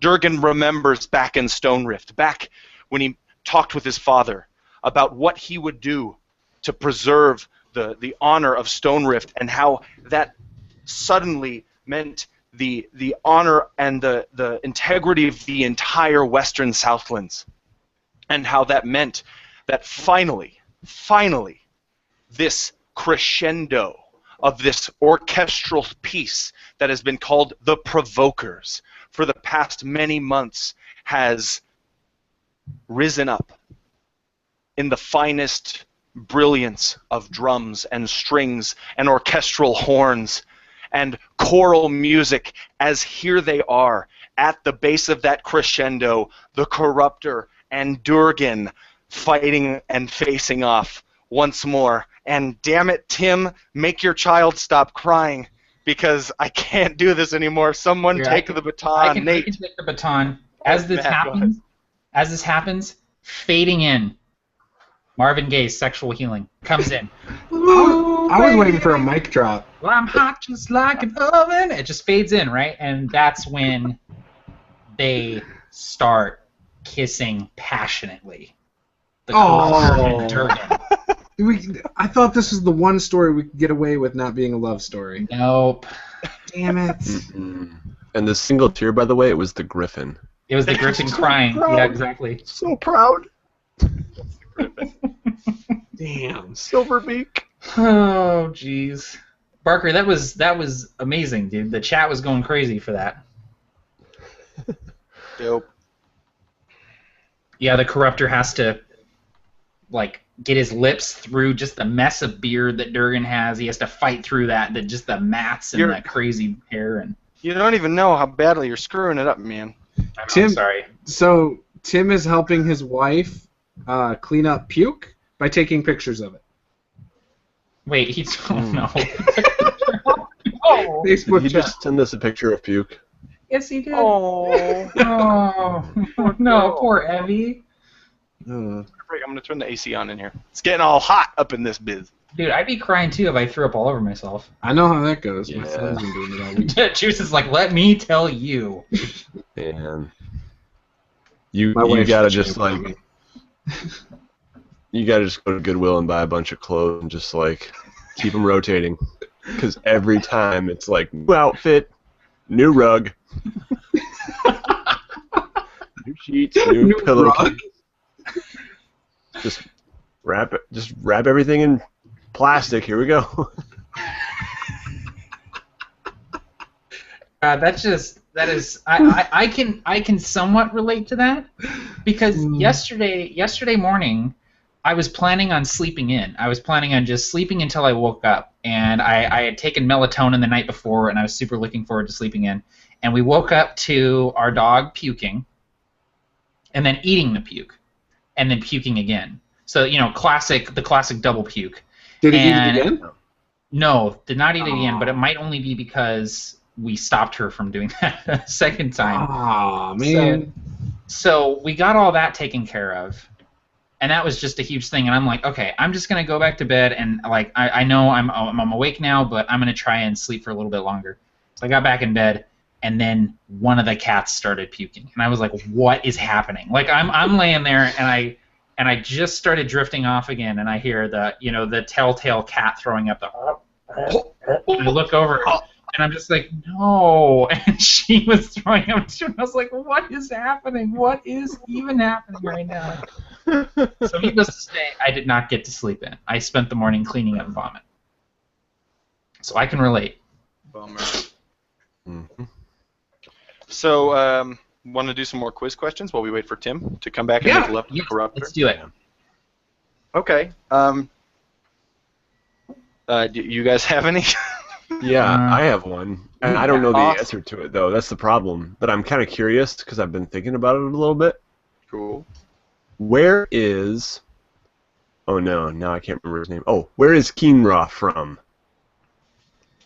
And I know Matt told us, and or maybe okay, Matt, did you tell us where Keenra's from? I did tell you, yep. Okay, yeah, But it was I a think I know. long-ass time ago. I'm gonna put it in the chat, and you tell me if I'm right. Okay. Nope.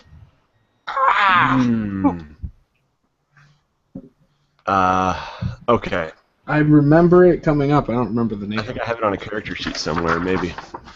I have notes if I can find my pad of paper since moving. Secretly, Someone said- Royce is like looking at session 1. He's opened it up Yeah. on YouTube and is scanning through it. He knows. He has it all like bookmarked. Keen Oh, boom. Dr. Sawbones at Gary, Indiana. Close. A lot of people are guessing, but no one has Strange. got it yet. Try it, mate. Someone guessed Crore. There's Dragon Grin. Someone guessed Texas. Wow, this might be the one that stumped everybody. Yeah, including us. It's a hard one. I knew it was hard. And What is it? I don't know the answer to it, so it's not even fair so- that I ask it. Imra is from a place called Estia, which is not part of the mainland of Aeronoth. I don't remember that shit. Yeah. Yep. I Even remember you saying now. that does not jog my memory whatsoever. She's just like, Yeah.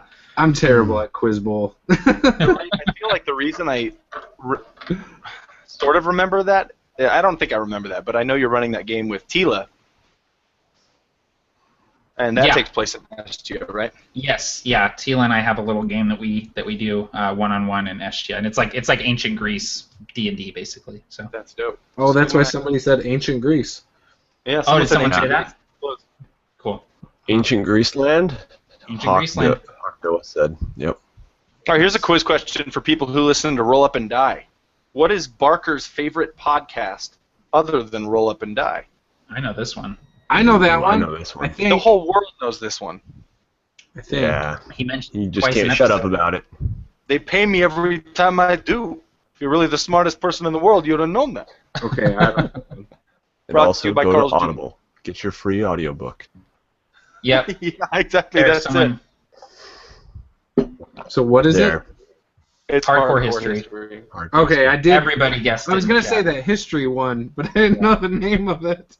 Hey man, you got it right. Disabled DM Jaren asked, do the Provokers remember the name of the troll that gave them the hallucinogenic tea? Oh, man. Freaking A, guys. No, dude, I don't- actually, there's a I good don't- reason that I don't remember that, and that's because my character was really high Because you drank that tea. on that hallucinogenic tea. I think his name was Jimbo from behind the back alley next to Silva Lanes in Albuquerque, New Mexico, and he provides the best hallucinogenic tea. That's right. When are we getting the Yeah. NPC book for the Provokers from Absolute Tabletop? I don't know, man. I mean, there's NPCs in every Aeronoth book. Yeah, but I mean like the NPC codex for. The NPC Codex. Once they have about 80 Aeronoth books out, there will be enough to justify an entire book dedicated to the NPCs. I don't know. Yeah. He has enough good ones. I don't Wow. think anyone's gonna get it. It is on the wiki if someone wants to check, but the troll's name is Obzon Shar Azur. See, I don't remember that either. Jeez. Yeah. Wow. Oh my goodness.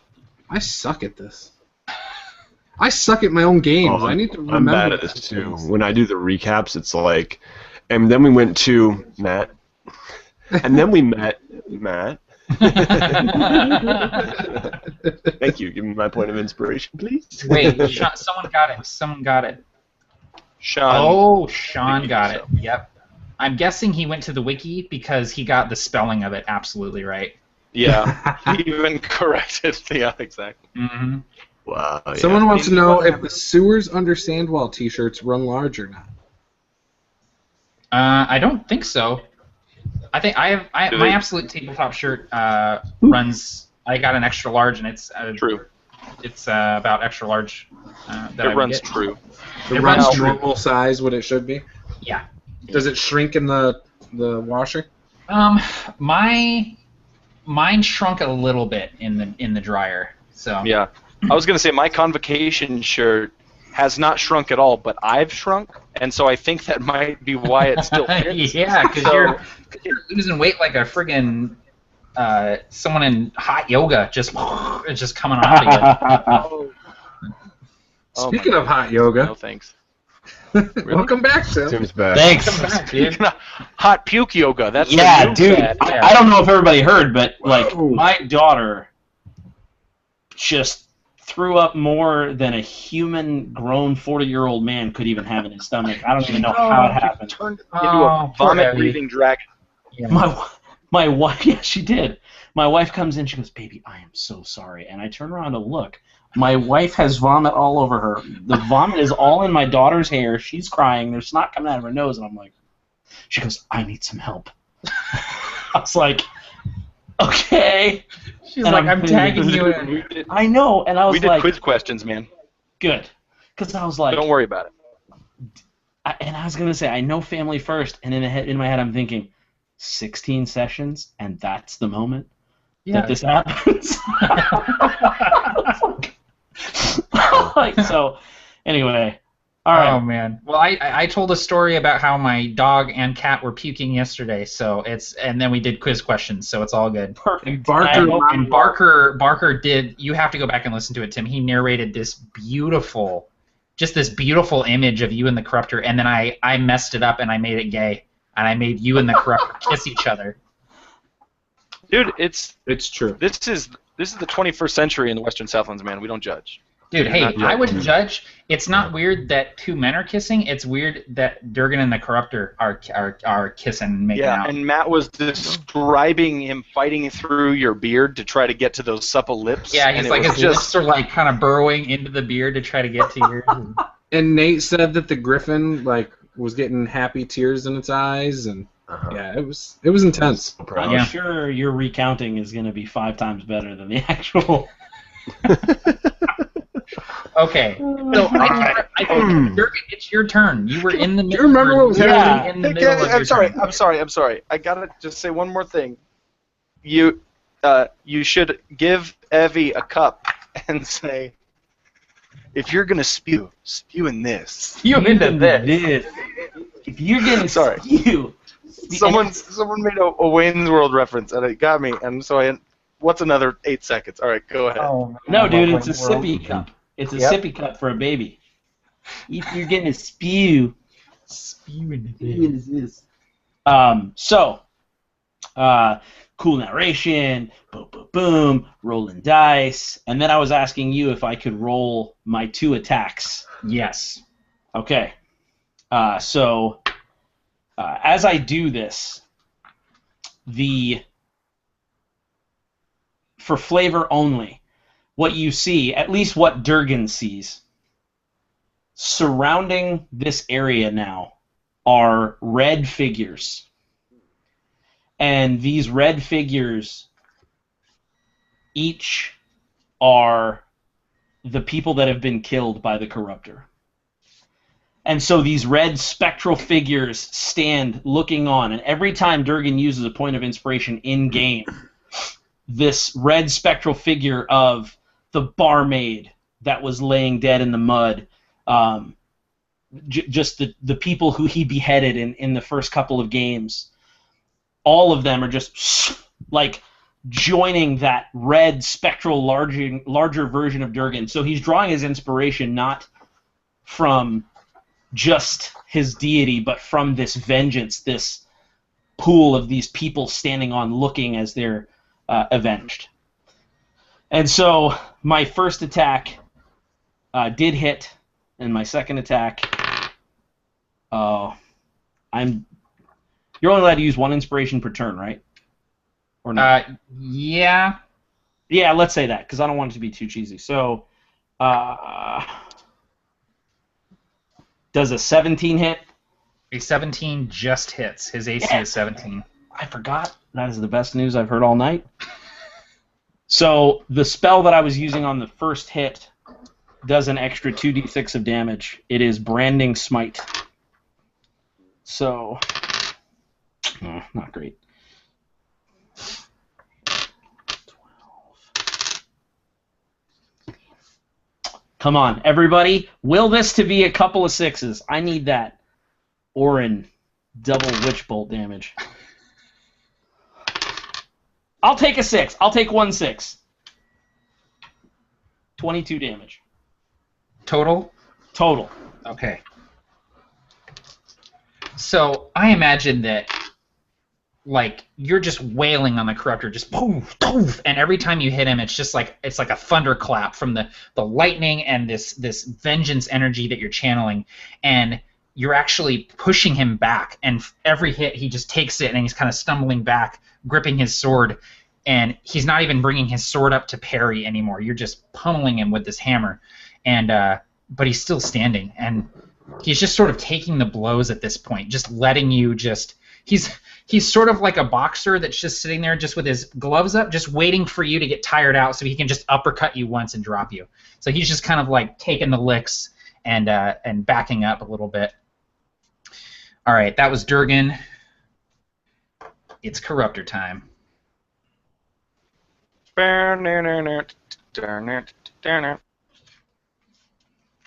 All right.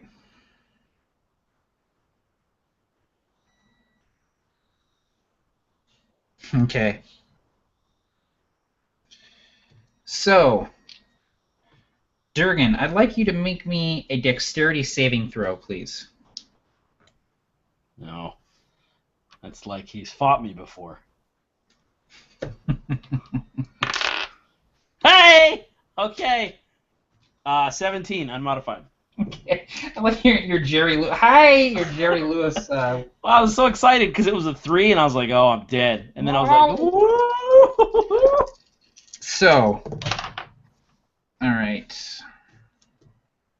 Come on, Tritherion. Okay, you are a lucky son of a bitch. So, the Corruptor kind of, you're just wailing on him with a hammer. He takes another one to the face, and you're kind of sitting there catching your breath. And he looks at you, and he just kind of grins, and you see blood just coming from between his teeth. His teeth are kind of broken, and his gums are bleeding. And he just kind of smiles at you, and with one gauntleted fist, just raises it up like this, and fire erupts from beneath your feet, Durgan, as he summons a flaming sphere where you were standing. Now, you manage to roll out of the way as this bursts up from the ground, but you still take 10 fire damage as he wills this fire up. Nice. Now, as you roll out of the way, he kind of gestures with his hand, and the sphere starts rolling towards you. He just kind of goes like this, and it goes and starts rolling after you, chasing after you. Okay. Erdon, you're up.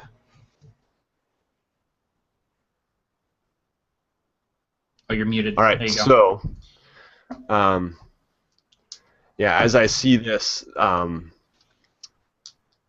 been wailing on him, and I see this sphere of flame. I just kind of immediately, instinctively, wherever it is, even if it's not close to me, I would kind of take a roll and duck out of the way. But then I come up with my blade slashing toward the Provoker once again, and I just lunge at him. And dang it! I'm going to use Inspiration on one of those. Yeah, go for it. See, this is it. You guys have been hoarding inspiration the entire campaign, and this is what you need it for. Yeah, dude.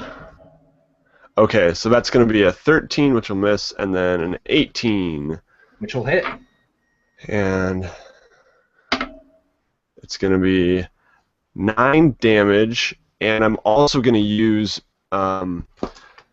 Disarming Attack, which is one of my maneuvers from the Martial Adept feat. So I'm going to attempt to disarm him. So I imagine the one that misses, he just ducks out of the way, and then my next one, I imagine, hits him in the arm, in his sword arm, and he's going to have to make a DC 14 strength check, I guess it would be, probably? Strength, yeah. Okay, he got a 22. Okay. So I imagine you strike his arm, and he almost drops the sword, but he keeps his grip tight on that dark, fiery sword. Mm-hmm. Okay, awesome. Brasswick. So Brasswick will he will call for a guiding bolt on the Corruptor. That's probably not going to be good enough. So actually, yeah, it will. 18. 18 to hit? Yes. Yeah. All right, and I'm using that, by the way, as a 3rd level spell. I should have said that first. Okay. So that's 66. Whoa, dropped one. Oh well.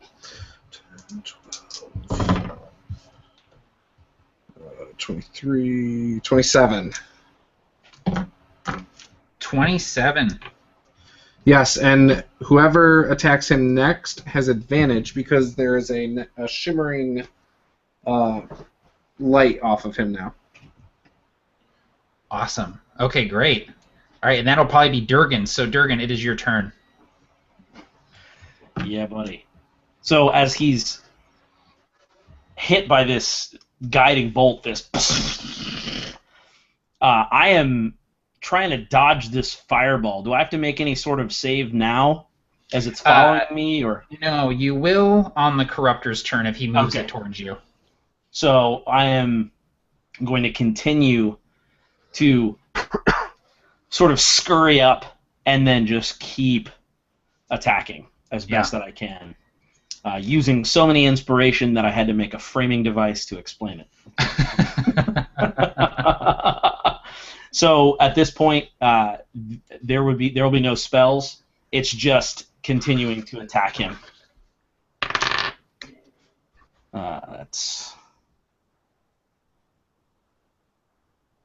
That misses. I'm gonna use inspiration. That also misses. So that was my first attack.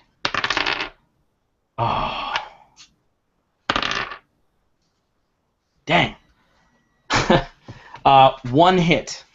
One hit. And that does...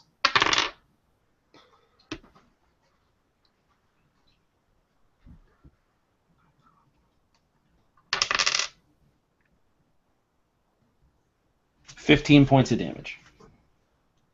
Hey, man, that's something. It is something. Dang, I'm burning through this inspiration, though. I just killed... Okay.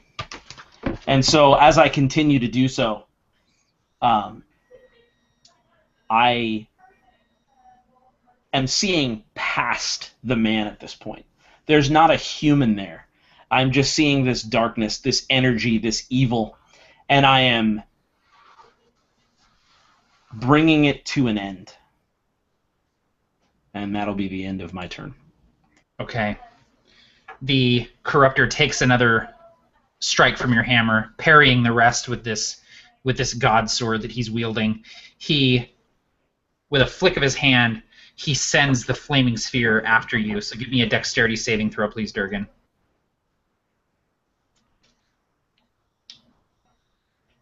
Nope. Mm-mm. All right. So that's going to be 14 fire damage as the sphere collides with you.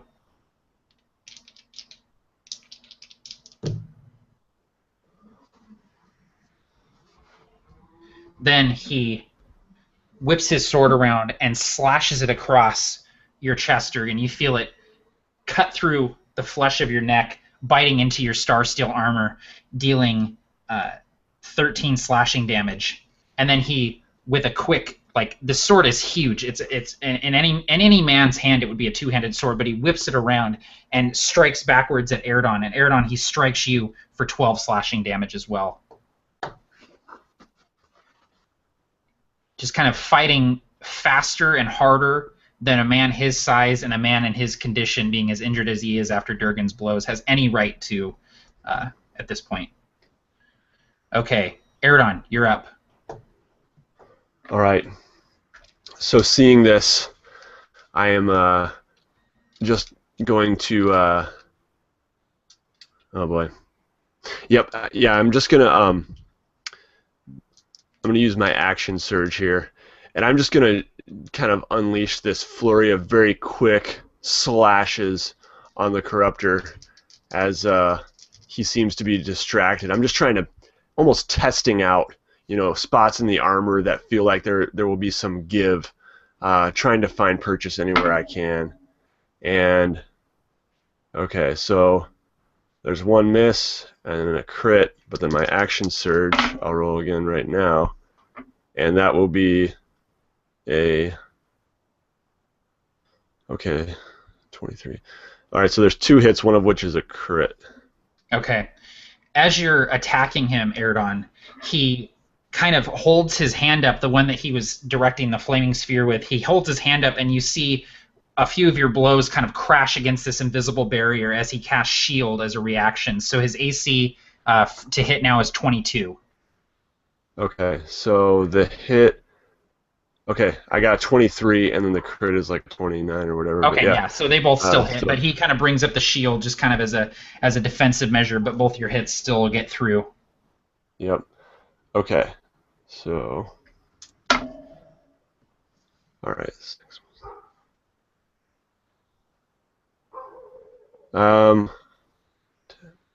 Okay, nice. Okay, so the crit is going to be a 24 damage, and the other one's going to be 10. Dang, okay. What does that look like? Those are some hefty blows. Yeah, so I imagine, I am just kind of, again, testing out the weak spots here, and I imagine that I find, one in his arm when he comes up, and my blade just makes it through this magical barrier and digs into his arm, and then another one, just a massive blow as I spin it back around and slash in, and it just finds the spot right between his shoulder armor there and just digs in, and I almost have to kick him to get it back out. It's just deep. I imagine that it's like seeing someone get picked on at school almost. Like it's just hit from the front from Durgan, hit from the back from Erdon. He's almost going to his knees, but he's taking all of this abuse, he's taking all this damage, and even though his blood is pooling beneath his feet, he keeps getting back up. He keeps bringing himself up with the sword. It's unnatural. Any other man would have died at this point from these blows that you're delivering. But he keeps getting himself back up. And as he's doing this, he kind of gets this strange look on his face as he's looking up at all of you. And his sword starts to glow an even more vibrant kind of purple. The flames kind of undulating off of the blade. Even the hilt seems to gleam, and he looks at it. And he looks up, and he looks to Erdon Brasswick, and finally he locks eyes with you, Durgan. And he smiles again, blood just coming from his mouth, from his shattered jaw and his broken teeth. And he says, "You're already too late." Brasswick, it's your turn. Damn. So before I play my turn, my Guardian of Faith, it doesn't say that I can move it at all, but based on the duration being 8 hours, I'm assuming it will move for me. That's a good question, and I will look at the spell really quick.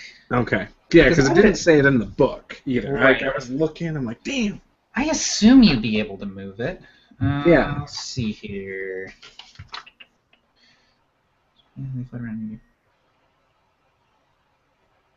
Okay, yeah. So it seems like they move with you, basically. Okay.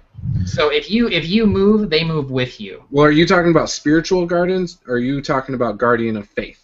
Because Guardian of Faith is what I did already. Oh, Guardian of Faith is different. Okay. Yes. I will look at the actual spell then instead of one that is not that. Yeah, that was a lie. That was a lie. You know how I said I was looking at Guardian of Faith? That was a lie to protect me. Range, Guardian occupies that space and is indistinct. I think it stays put. Stays put? Okay. Because it says you do it to an unoccupied space, and any creature that moves within 10 feet of that space has to do a thing. Okay. Yeah, so I think it stays there. All right. Then, with that being said, I will... Shit. I will not shit. I'm sorry. I'm gonna Get to roll for This that? would be the right time for it. No one would judge you. Oh, damn. I gotta go. Okay, so Brasswick will throw his shield down, and he'll start walking forward to the Corruptor, just walking real slow with two hands on his axe, and he's just going to come up and over and just right down on him. Okay. He's hoping to intimidate him, but obviously that's not going to work. But thank you, Lucky. And Lucky probably didn't help much. Yeah, 14. 14, no. So as I go to swing down, I imagine him just subtly sidestepping and my axe going straight into the sand. Yeah, he just kind of moves out of the way, goes into the sand. All right, that was Brasswick. Durgan, you're up. So,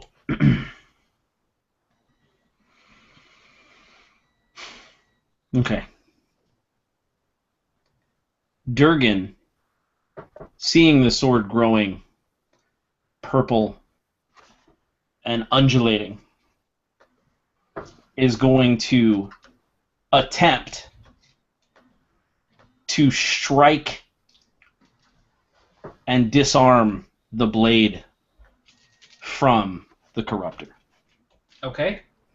So I'm going to try to strike his hand, probably trying to shatter his wrist or an unarmored part of his forearm, something that would give me that reflex action of him letting go. Right. So I'm not trying to like hit the blade out of his hand. I'm trying to hit him so that he reflexes. Right. So, okay, so what I'd like you to do is give me a normal attack roll and do so at disadvantage since you're trying to hit a very specific part of him. Okay. Now, question. Yeah. Since I have been forgetting this, is the spell that I cast earlier, my Paladin spell, to give myself advantage on all my attack rolls. Oh, I forgot about that, yeah. Yeah, so did I, and I've been burning through that inspiration like it's candy. So would it cancel that out? Yes, so basically you just make a normal roll because advantage with disadvantage, they just cancel each other out. Right, so I'll take it. 18 with no modifiers. 18 with no modifiers. Okay, cool. So go ahead and give me damage. Let's see how much damage you're going to do with that hit. Sure.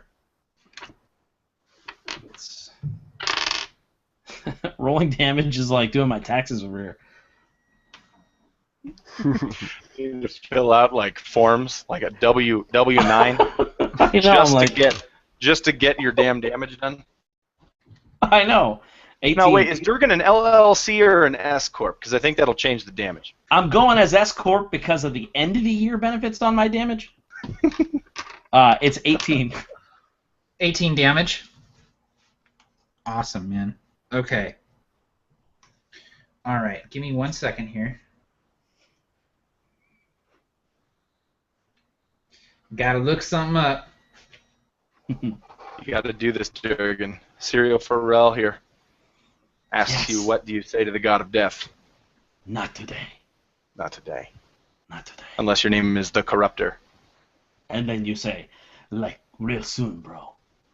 Real soon, bro. Like, probably in 8 turns or so. Like, yeah. Like, just leave the car running. Dang it. Okay. So I feel like a wiener because I didn't tell you this, Tim. But we're just gonna play it out. So you strike the Corruptor's arm, and he yelps, drops the weapon. This massive sword, ping, clatters to the ground. He reaches up with his fist and slams it into the ground, and a shockwave emits from him. Just this massive wave of thunder and sound. I'm going to need each of you to give me a Constitution saving throw, please. Sorry, guys. I'm assuming I'm far enough I'm away. pretty good at con. No, this this has a radius of 100 miles. So no, Okay. I'm kidding. Oh no, I was waiting for it, man. This is a powerful dude. I'm absolutely kidding. No, yeah, the city of Falhast is leveled as he punches the ground. And then you see in the Wayward Wanderer, a jar of quick pickles falls off the shelf next to Rourke. I make mine if it's a Con, it is a total of, that is a 19 modified. Okay. So I'm good at anyone who got over 15, you were going to take 10 thunder damage.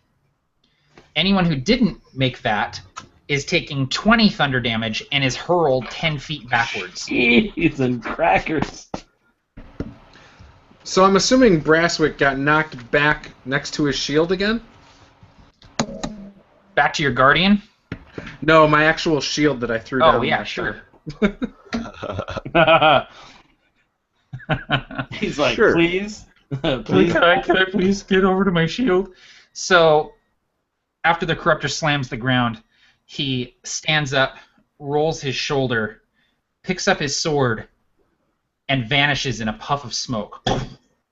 And then reappears next to his griffin, casting Misty Step as a bonus action.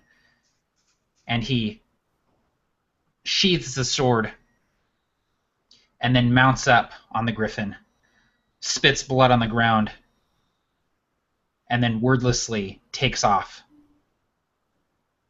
Oh. Now, Erdon, you're up in initiative. What would you like to do? Grapple hook, grapple hook. Yep. No. No. He's about 40 feet up in the air. The griffin just took off and is up in the air. And is it nighttime? No, it is late morning. Oh, okay. I was gonna say I would probably try to get to my bow and wouldn't be able to see him. But if he's 40 feet away and it is day, then I would drop my sword. And I don't know if I would be able to pull out my bow and fire a shot. Absolutely, you can. One turn? Okay. So I'm going to try to loose a couple arrows here. I get 2 attacks, and that is 15 and an 18 to hit. So the 18 probably hits. 18 hits, yeah. Okay. And that is a lousy 7 damage. 7, okay. Yeah. All right. Brasswick, what about you as this griffin flies away? Shit. I'm going to yell a command for the griffin to buck him off. Or no, I'm not.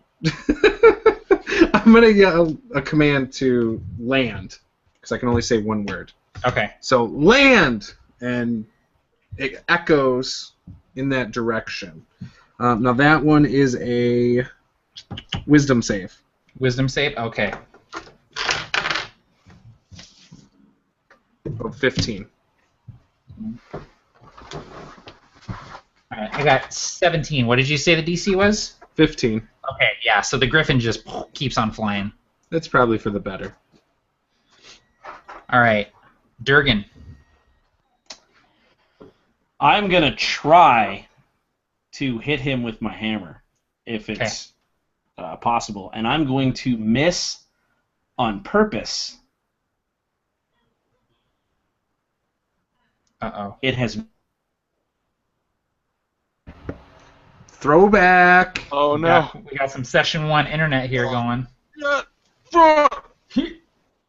Oh god. We're back at the Wayward Wanderer. The prophecies were true. And we all wake up from the dream. Yep. We really got our butts kicked in that first bar fight. Yeah. We all suffered concussions. This has all been an imaginary daydream in the mind of a child in the Wayward Wanderer, looking at these 4 just bits of scum that refuse to aid the town of Brook. All of it was in a snow globe. It all took place in a snow globe. Yeah. All right. Tim dropped. He probably went to watch that Barker monologue from 20 minutes ago. Yeah, he was like, I gotta go watch it. Okay, he's back. I want to guess, though. What was... Oh, he's back, so he can describe. I was going to say, let's take guesses as why he was going to miss on purpose. Because he wants it to come back and hit him. Go ahead, Tim. Yep, you got me. So I wanted to come back and hit him so he's surprised by it. Right. If that's possible. I know it's more Yeah, difficult you can to just do. flavor it like that. Just make the roll as normal if you want. Yeah. Yeah, I can. Flavor Flav! Natural 20! Oh, damn! Boom! Boom!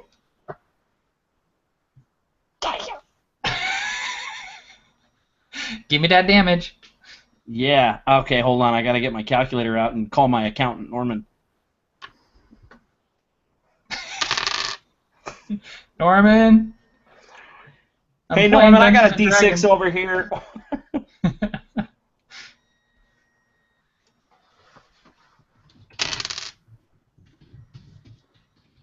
Okay. And then multiply it, right? By 2? Yeah, by 2. 38 points of damage. Holy mother. Oh, man. The hammer just makes this resounding thunderclap. Ping! As it hits him. And you see that he slides off backwards and just barely keeps a hold of the reins as the griffin continues flying. And you can see him just barely holding on as the griffin just disappears over the tops of the trees.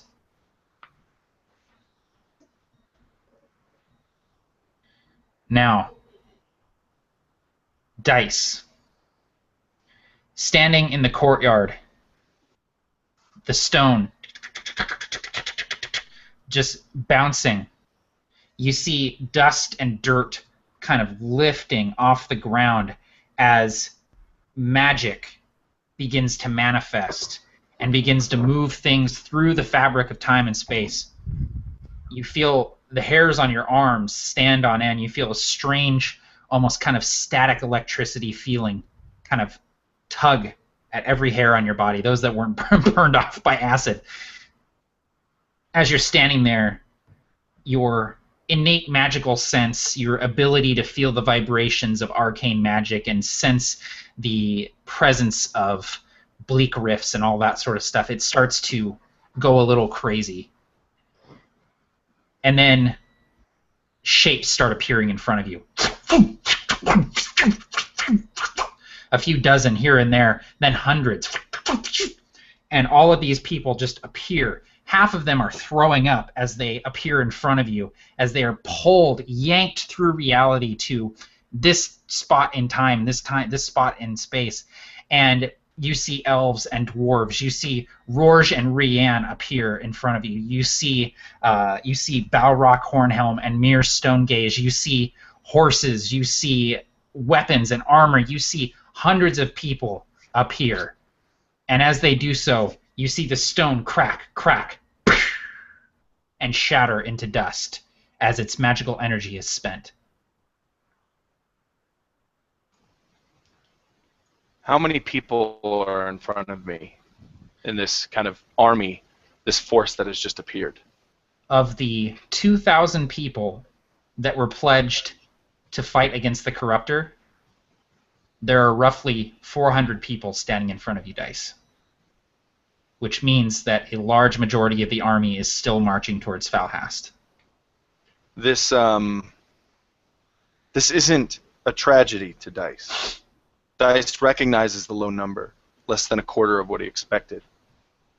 But in a rarely optimistic tone, he realizes that this is amazing for the city.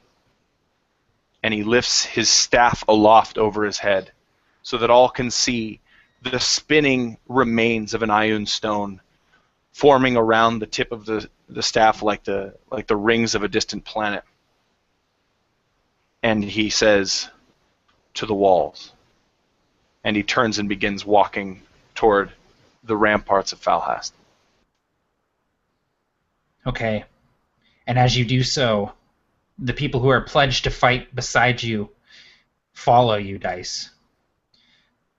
Rorge and Rianne catch up to you. Rorge pats you on the back, and Rianne shares a nod with you, looking through the metal that is covering your face. As she looks at you, you know that she can see past the mask, and she nods to you, looking you dead in the eye. You see Balrock Hornhelm heft his great maul. Let's go! And the dwarves behind him gave up a great war cry, and there's some golems here too that have been transported. Some of these blackstone golems with the veins of lightning running through them, and there's some mounted dwarves on rams. And Mere Stonegaze and his watchers just come forward silently. Mere's stone eye passing over you briefly, Dice. Now, as the armies make their way to the ramparts to defend Falhast, back in the Oasis, Eridon, Braswick, and Durgan, you are left near the pawn as the wing beats of the Corruptor and his griffin fade into the distance. What are you doing?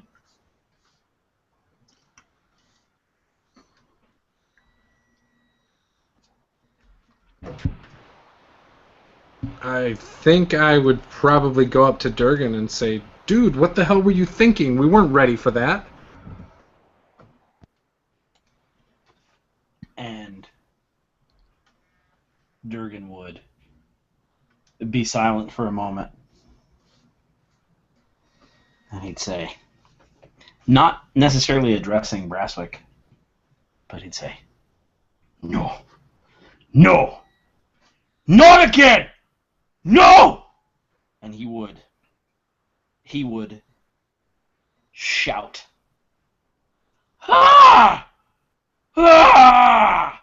And he would just start looking for something to flip and break, and he would pound the earth, and he would rend grass in his fists, and he would spit, and he would swear, and he would grab Storm's Reach, and he would start hitting it on the ground, pounding the face of the Corruptor, the helm, flatter and flatter, and as lightning just surged through it. Ah! Ah! Ah! And then he would just fall to his knees and sort of just give up and then just drop the hammer.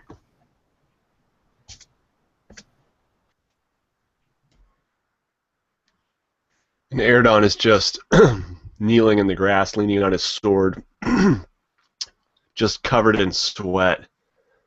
It's just dripping from my hair, and I'm just exhausted. And I rise up and say, "We should get out of here. You might send others after us."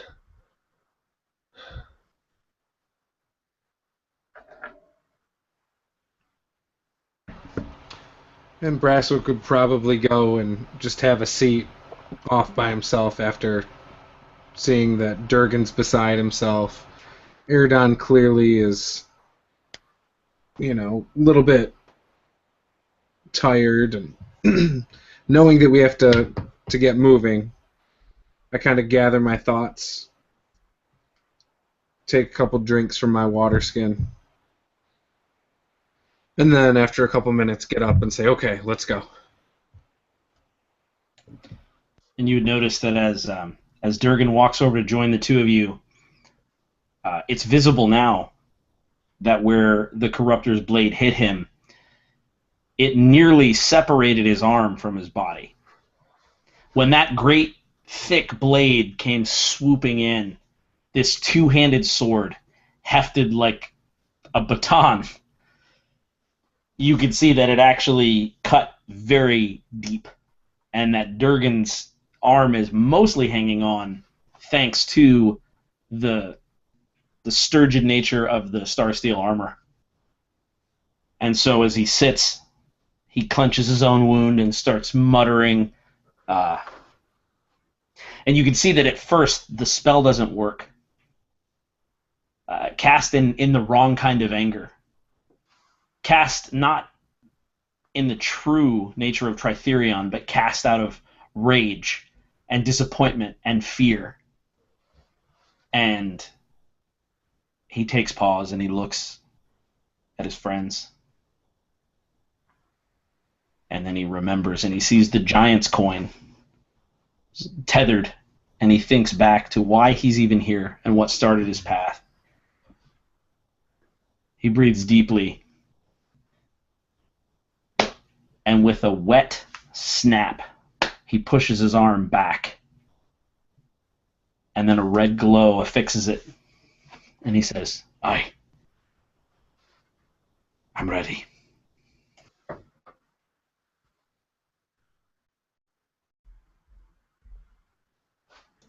It's about this time that there's a strange kind of breeze that rolls through the Oasis, and you look skyward and see shapes silhouetted against the sun circling down, and for a moment maybe you think the Corruptor's back, he came back to finish us off. But then you see that it's those strange gliding contraptions that you saw previously on your way to Falhast, and they circle and then kind of touch down, and you see that there are 3 of them, and these men and women are piloting them, sort of harnessed into them, and they kind of touch down and do these running stops as they hit the sand and the grass of the Oasis. You see that they're wearing red leather armor and these red leather caps kind of pulled over their heads to keep their hair from blowing about, and they come forward and say, I think you're the ones we're looking for. We were told to bring you back to the city. Some man with a metal face.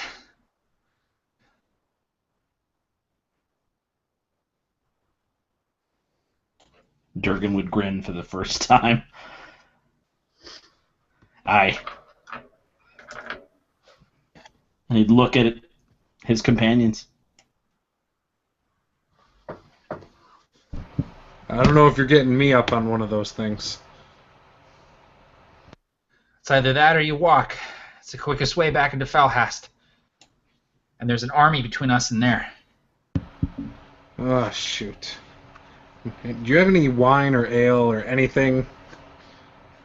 I've got some chicken. Shut up, Durgan. Shut up. All right. And I would, to whatever extent is possible, I would kind of probably nudge Brasswick forward. Just kind of go on. Trying to encourage. I'll go if Durgan mounting. goes. Durgan has to go first, but then I'll go. Aye. I got to make sure he won't chicken out. Of course. And I would look at the leather-capped man, and I'd say, where do you want me? So they begin to kind of strap you in, and it's almost like a tandem skydiving thing where you're sort of standing in front of this guy, and he straps you in and harnesses you to himself. And he says, we've tested this with 2 people only a couple of times, so hang on tight, buddy. And he kind of claps you on the shoulder, and once they get all 3 of you strapped in, they kind of look skyward and they kind of lean forward, and they kind of force you to lean forward with them so the wings are parallel to the ground. And then they kind of reach on their necks and hold these pendants. They speak a few strange words and the pendants glow, and you feel wind kicking up underneath you. You feel the sand kind of blowing up into your face as this gust of wind is generated beneath them, and they allow the wind to lift them up into the sky, and then they drop out of the gust and begin gliding, swooping low over the ground towards Falhast. As you're flying low, you can almost reach out and touch the sand and the grass beneath you. You're that close to the ground, but these gliders are expertly banking and pitching and rolling. A few times they go completely upside down to gain some momentum as they go forward, following the gusts of wind as they ride towards the walls, and you feel arrows and you feel boulders flying overhead as you fly over this army towards the city of Falhast, and spears and javelins are flying past you as they attempt to hit you, but all 3 of you make it safely to the walls, and just as it seems like it's about that you're flying straight at the walls, like you're going to hit it head on, they again thumb these pendants, and a gust of wind carries them up, and they just steep climb just right over the walls and over the ramparts, and you see the city of Falhast sprawling in front of you, all the towers and walls of it. And you see that the wall, the gate, has been burst inward, and as you fly overhead and they prepare to drop you off, you see Dice. And Dice, I would like you to narrate what it looks like as you are involved in this battle with barbarians and hill giants and foul creatures of the Gavalt Wilds as they burst through the gate of Falhast, and you are shoulder to shoulder with dwarves of Stone Rift and elves of Shadevale and free men of Gwynterod as they defend Falhast. The scene is almost like in slow motion. And at first you see the hands of these fighters. Many are gruff, and many are bloody, and many are slender. And then you see the boots, all of them covered in dirt, some blood, some muck, all of them worn. And then you realize that the faces of these people cannot accurately describe who they are. This is no mere army that the world has seen in many hundreds of years. These people are all the same, despite the fact that they might come from the Shade Vale, or Stone Rift, or anywhere else in the Western Southlands. You see an alliance forged out of anger, oftentimes hatred, between different peoples, yet now standing shoulder to shoulder against a threat, a looming threat that endangers all of them. That, given all the history of hate and war and conflict between different peoples, how beautiful it is that it all goes out the window to defend a single gate of a single city that not one of these people have ever stepped foot in before, against a horde more evil than anything we've ever seen before in Aeronoth. And yet they stand shoulder to shoulder, and the spears at the front. You see arrows fly, you see shields splintered, and you see the war reach its climactic point. Point of inspiration, Barker. That was awesome. And Dice is actually standing closest to Emery Suresteel, who is one-armed, wielding that just rusted longsword that he purchased with gold loaned to him by you four. He's wielding this longsword and hacking into the ranks of the Gavalt. Now, the three of you touch down, and they quickly unbuckle you from the harnesses, and you are let free, dropping the last few feet onto the stone as the gliders begin to take off. What would the three of you like to do as you enter the fray?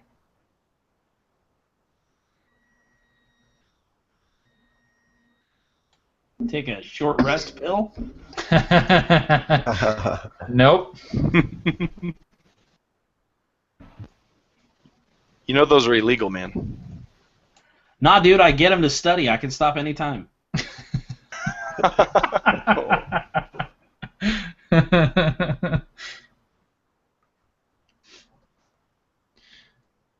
So going in initiative order, so Eredon, you see all of these barbarians, you see a couple of hill giants, and the battle is fierce at the gates of Falhast. You see boulders flying overhead as the magical shields fall and crash into buildings. Everything is smoke and fire and blood and just a cacophony of sound, steel against steel, flesh against flesh. You see your friend Dice maybe 20, 25 feet away from you. What would you like to do? I would probably... So I get out my my bow, and I would target, if possible. Would I be able to see any particular like magic users? Yeah, there's a few shamans in the ranks of the Gavalt. You would actually recognize them. You remember that woman that you fought in the Temple of Gephion, the bald woman with that staff that was Dice's first staff. You see women that look very similar with shaved heads and tattoos on their faces that you can assume are shamans. And as you watch them, you see one of them hold their staff aloft, and this green energy kind of whirls around it as she heals some of her brethren around her. Uh-huh. And I would also, okay, so before I attack, I would speak the word Aline. And I don't know if anything would if I would notice anything there. You would actually. It's kind of interesting when you say Aline. A strange shimmer crosses over the links of this star steel mail that you're wearing, and then it just hardens. Like you feel it kind of rigid up. It's still flexible, but it almost weaves itself a little bit tighter around you, and you feel it constrict around your muscles and get tight and rigid, and offer you some additional protection. Huh. And yeah, and I think that I would view as a threat this any magic users that could possibly be, especially interfering with the magical shields that are perhaps holding back much more damage. And so I would target them, and I would pick out a shaman and loose a couple arrows. And that is going to be a 13 and a 19 to hit. Both of them hit. Okay. Yeah.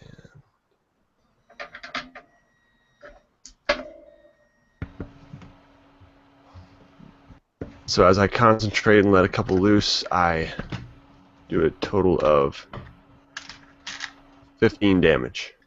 15? Yeah. You see one of these bald-headed women go down with an arrow, a couple arrows sprouting from her. She disappears in the mob. Awesome. Okay. Brasswick. All right, so Brasswick would try to cast Mass Healing Word on everyone who is within range. So basically all my friends as we touch down. Yeah. And it's not very much, but it's something. Shoot, I should have just rolled it beforehand. 7.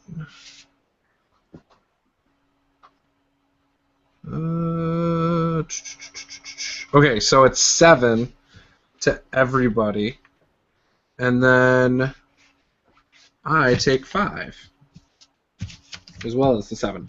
So that's how many hit points you guys will regain, and then since that's a bonus action, I will run up and probably do a defense or a dodge action, but I'll stay close to Erdon.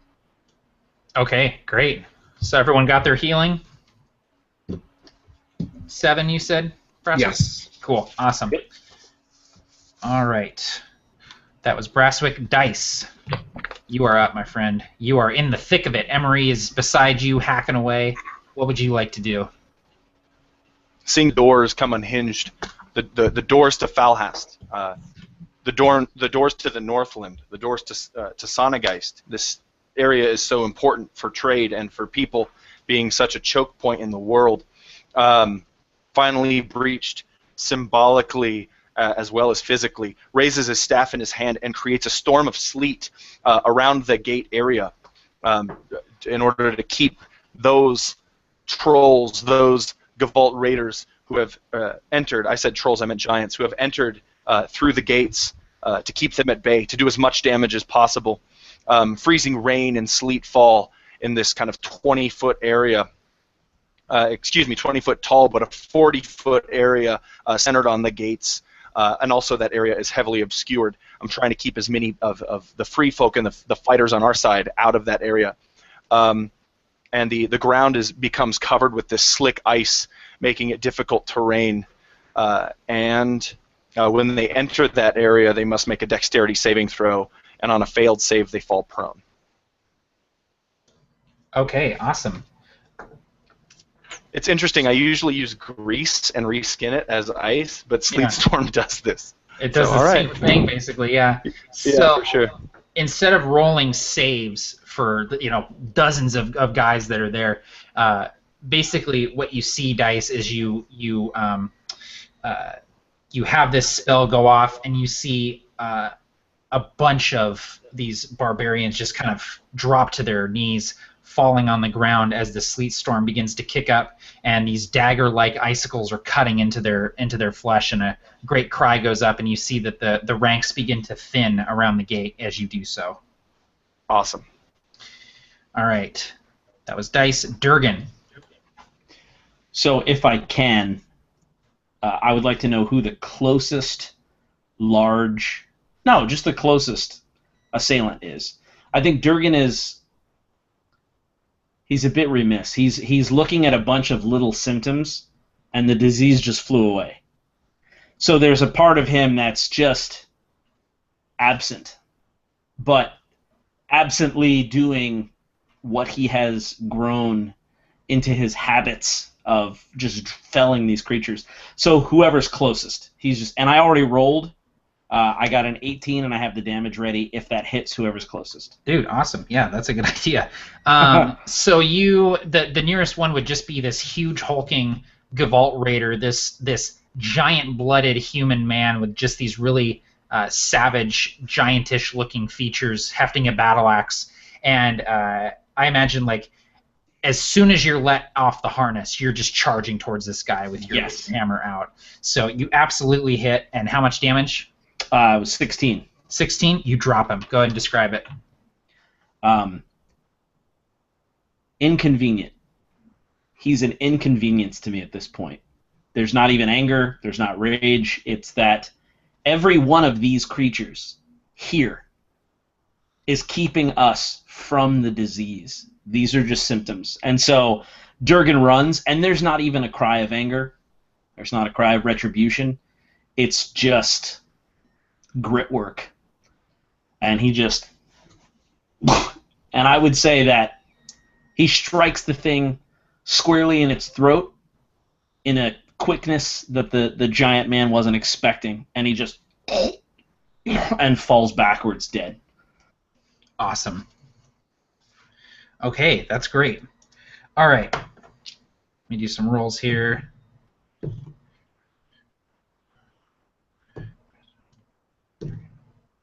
Okay. Just through the course of this battle, as you're all doing battle, arrows are flying, javelins are flying, axes are cutting through the air. Brasswick and Durgan, you both take some damage as a result. 4 and 7 damage, respectively. So 4 for Brasswick, 7 for Durgan, just from getting cut, getting bashed, grazing blows from arrows and javelins and things like that as the battle rages on. Was that taken into account the dodge action? Oh, I totally forgot about that. Let me roll. Nope, because I rolled a 1, and that's lower. So no, only Durgan gets hit. Okay. Now, a hill giant, this just massive hulking hill giant, comes forward through the gate, kind of going through the sleet storm, having its hand up. As it moves through the sleet storm of the gate, it actually brushes some of its allies aside with this massive club, and then comes forward and let's see here. I assume the one in the front would most likely be Dice, since he's already involved in the combat. This thing hefts its club and tries to bring it down on you, Dice. So let me roll for that here. Oh no. Oh no as in yay dice, or oh no as in no dice? Oh no. That's oh, a that's 20. Yep. All right. So. All right. I've been through this before, man. This ain't my first rodeo. Okay. You're gonna need some more metal, chum. Can you melt me with that club? I don't think so. I'll be all right. The club comes down on you, Dice, and there's a crackle as some bones break. 30 bludgeoning damage. Wow, that was more than I thought it would be. I'm going to... usually I would roll to see if I lose my concentration on the sleet storm, but I'm just going to assume that I do. And you do hear the bones break as the club smashes against the side of Dice's body, against the side of his mask, which remains untouched and unscathed in perfect form. But the blood that's seeping down his neck from underneath it, not so much, as Dice flies probably 10 feet into a crowd of people who are fighting, and they all come tumbling down too in just a path that's created by Dice's careening body. And Dice stands back up, wobbling, however. Okay. All right. And Erdon, you are up. So you've just seen this hill giant just swat your friend Dice aside. What would you like to do? I am going to... So I'm kind of in the back. I've been shooting arrows. There's more people in the melee up front. And I am going to try to find any sort of... I don't know if there's any barrels or crates. I'm going to try to get some higher ground here so I can get a better vantage to let a couple more arrows loose. And this time I'm definitely going to go for the giant. Okay, yeah, absolutely. And there's stairs and things like that. You can easily get a higher vantage point and get a good beat on it. And in fact, you see some of the Watchers of Shade Vale have taken up higher vantage points, climbing up on buildings and things like that to fire down on the enemy. Nice. Yeah, so I'm just aiming for this giant's neck. I'm angry. Oh, yes, this is good. Finally! Okay. So I got third crit of the night. Dang, man. And... all right, so a 23 and then the crit. I assume Absolutely, the 23 yeah. hit? Okay. The right. AC on the giant is 13, so if you get 13 or better, just feel free to narrate the hit. Okay, so the crit is going to be... Oh, man. I don't roll so well on this damage, though. All right, so this is going to be only 7 on that, and the other one is going to be 7 as well.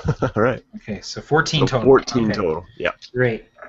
So 2 arrows stick into this thing's thick hide, and it kind of swings its club reflexively at nothing, just kind of in the direction where the arrows came from.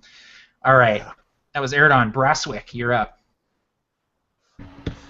So, following his lead, I will shoot a guiding bolt at the giant.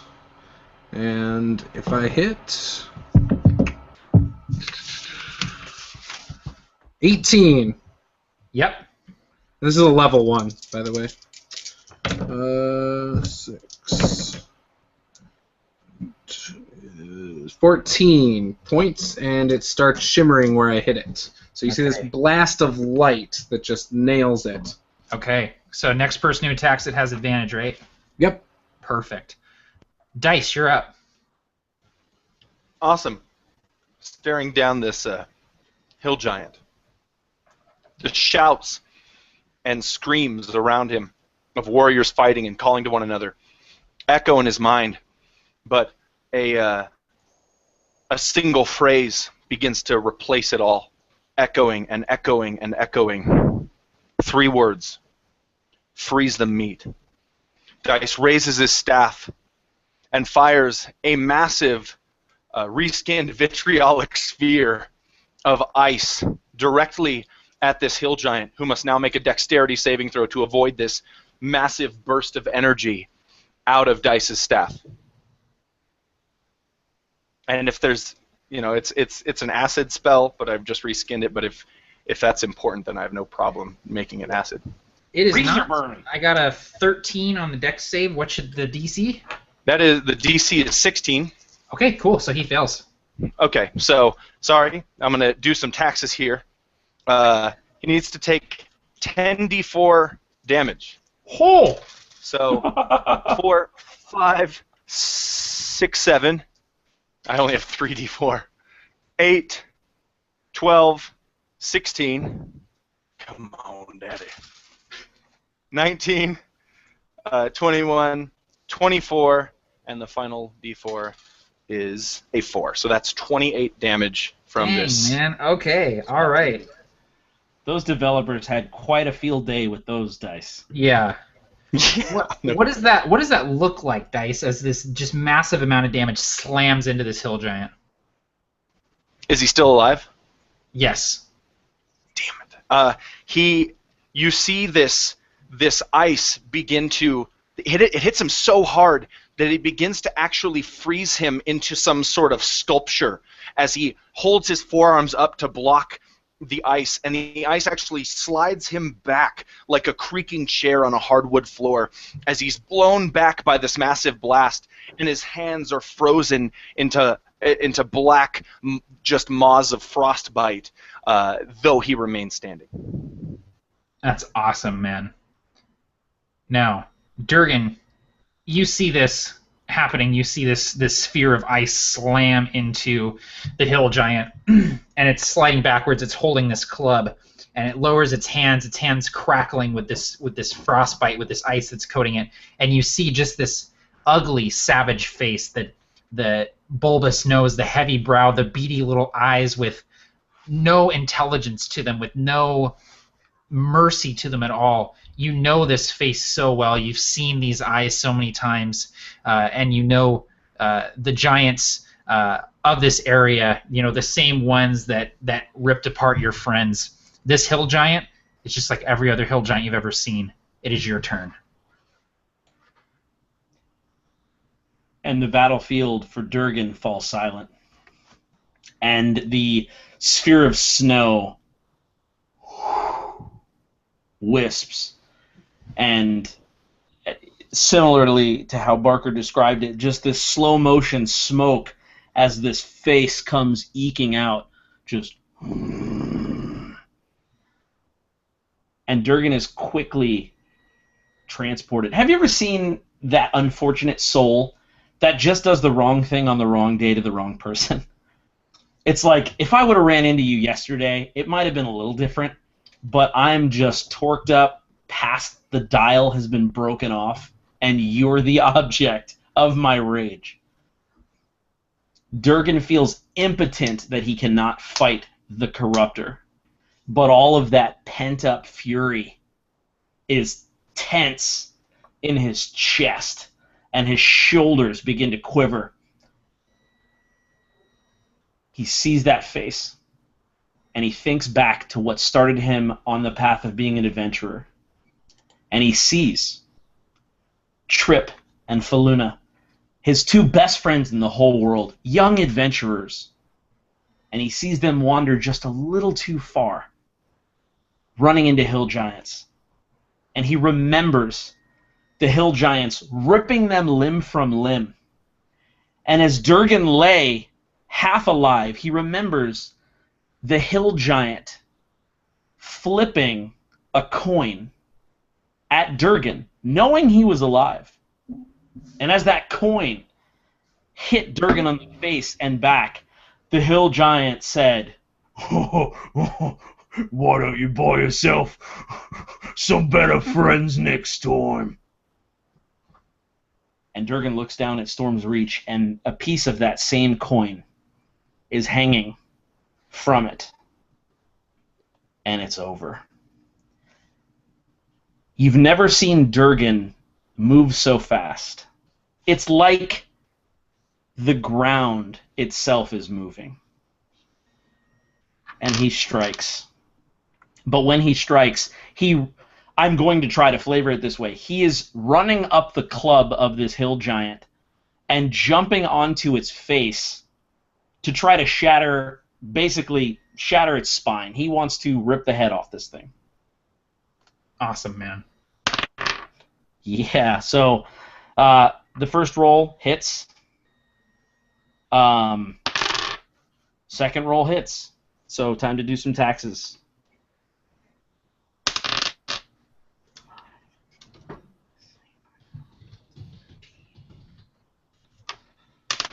Oh man, I dropped my D4. It's gonna be a second. Oh man, I dropped my D4. I dropped my D4. I'm trying to do this. Lightning damage. Usually you could wait, but a D4 is one of those dice where you got to pick that up now, or else you're gonna find it later. Yeah, you're gonna step on it. Yeah. I was gonna say I'll find it when I'm like, son of a. All right, so the total of those two hits together, and then 28. Dang, man. What does that look like? He's still standing, but barely. brutality. Not a lot of theatrics. Durgan is trying to maim and maul. And so he runs up and he takes in one hand this giant coin, this thing that he now calls Blood Mountain's mark, and he puts it against the head of the thing and starts driving it into the thing's face, just smashing its face, smashing its nose, its teeth are flying, and he's just hammering this coin into the thing's face, like Dice said so eloquently, hammering the nails. And this thing is just, and it's swatting back and forth with its club, trying to get you off of it. But you're. I imagine you're like hanging onto its big fat lip, like you're just grabbing onto its lip and just driving this hammer into its face. All right, let's see here. All right, Durgan, give me either a strength or a dexterity check. Okay. Are you laughing at Barker's comments in the chat? Sorry. I have to read it. Yeah, go for it. Barker says, Storm's reach is like a high school spirit stick. Friggin' flare all over it, gold stars and stickers, Corruptor's helmet, blue and white ribbons. It is, man. It's like a teenage girl's cell phone. There's just charms and stickers all over it. It's bedazzled. Storm's reach is I bedazzled. was gonna say it's bedazzled. Yeah. It is. Way to I keep got it PG, Tim. rhinestones. Yeah. Proud of you. I'm gonna do strength, and that's a. I'm proud of you. Well, thanks. That is a 19 strength check or strength save. It tries to grab at you and pull you off, but you're actually holding onto its lip, and as it's pulling you away, you're still holding onto its lip, and it's just pulling you away from its face, and you're still just hammering into it. Dude, yeah, and I got a baseball card in the spokes. All right. Erdon, you're up. You see Durgan hanging off this thing's face. What would you like to do? Well, I was going to go for the face, but no, There's a dwarf there. yeah. I am going to. Yeah. Okay. I'm just going to climb a little bit higher probably, and I'm going to try to get to an angle where I can drive some arrows into this thing's back, and I'm just going for the back of the head here. Okay. I want to get to this thing's brain, and so I just kind of focus, concentrate, aim carefully. As this thing is kind of dancing about, I'm just following it here as it's kind of flailing with Durgan on its face. I don't want to miss and hit Durgan here. So I got a 22. Okay, so 2 hits once again. 22 and a 17. And that is going to be for 15 damage.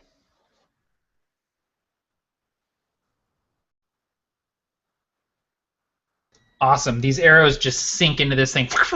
And Durgan, you actually see him sink into the back of its head. One goes right into its ear. And those are Erdon arrows. You don't even need to look to see where they came from. You know that your friend Erdon shot those arrows. That's awesome. Okay. The thing is still standing. Brasswick, you're up. Okay. I'm assuming he looks pretty weak at this point. Yeah, he's though. not looking good. He's actually starting to go down to one knee as Durgan continues to hammer it in the face, and arrows keep pelting it from Erdon. Alright, well, I'm gonna run up and attack it with my battle axe. And I hit 21. So I run up and I just start hacking at its leg, just hitting it as hard as I can. And for 7 points of damage. 7, okay. Your axe goes into it, and it goes down even more. It's down on one knee at this point, but it's still standing. All right, Dice, you're up. This thing is still standing. He's a champ. I'm trying to go spirit bomb on it. Just 2 more episodes! You were smashing those teeth like, man, that'd look really good on my hammer. Yeah. I need some giant teeth dangling giant from the pommel. I'm trying to collect all those giant teeth terms. I think they sell those at Pandora. As Dice has blasted this thing with this ice sphere, and his companions are shooting it, bashing it, slashing it, he will follow through with his blast by pointing his staff at it and fire his magic missiles for a for sure amount of damage. Yep. Hoping that they put this thing to an end as these ice crystallized missiles come flying out for 3, 6, 7, 8, 9, 10, 11 points of damage. So Dice, your icy magic missiles slam into this thing. One, and it kind of goes down to its other knee. The other one hits its shoulder, and it starts to kind of topple backwards. Durgan is still hanging on, pummeling it with his hammer. Arrows are still pelting it. You see Brasswick underneath hacking at its legs with his battle axe. And as your final magic missile slams into the top of its head, it kind of rocks backwards and falls back. And Dice, as this giant falls, you see standing behind it on a rampart, leveling a crossbow, you see a young girl standing there in ill-fitting red armor and a crossbow that's too big for her, but you recognize her immediately. You've thought about her so many times, you've seen her face so many times in your visions that she almost doesn't look the way you remember her because you have this captured moment of her in your head. But she's much older now. You see the dirty blonde hair peeking out from under her helmet, the same hair that belonged to the woman that you loved. And those eyes, the eyes that never seemed quite right to you. They must have been her father's eyes. But Dice, to you, she was always a daughter. You see Holly standing there, and as she lowers the crossbow as the giant falls, you see her let out a breath. And then she sees you, and you see her kind of get this curious face as she sees the placid metal that your face has become.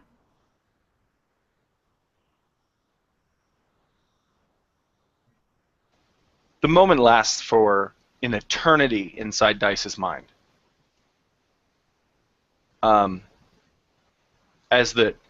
imagine the giant falls, the front half of it has been frozen, and it falls forward and smashes into the ground, and its icy particles just scatter everywhere as the entire front half is destroyed, like the front side of a sculpture. And Dice sees her. That eternity in his mind lasts but a second, and he feels the D20 and the letter that he wrote to her in his pocket. But he can't help but wonder what she'll think of him now. And not just the mask, not just his face. She probably wouldn't even recognize him without him saying, "Hi, it's me." And that's exactly what he was afraid of. He remembers in Stone Rift saying those words, "My worst fear is now that my daughter won't even recognize me." And now she surely won't. But he has changed so much since the Wayward Wanderer, since he last saw her. But he recognizes her as she looks almost precisely like her mother Meredith. But those eyes. That moment doesn't last forever, though. It lasts for probably a mere second for anyone else standing there as the battle continues. As the hill giant burst, like you described, the armies of Stone Rift and Shadevale and the militia of Falhast continue to push back against this tide that is streaming in through the gates. And they start to gain some ground, and they start to push them back. As the army gets pushed back, Dice, Emery turns to you, and there's blood dripping off of his sword. He looks at you, Dice, and then he sees Durgan, and he sees Brasswick and Erdon, and he says, "To all of you, Where is he? Where's the corruptor? Why isn't Arundel here?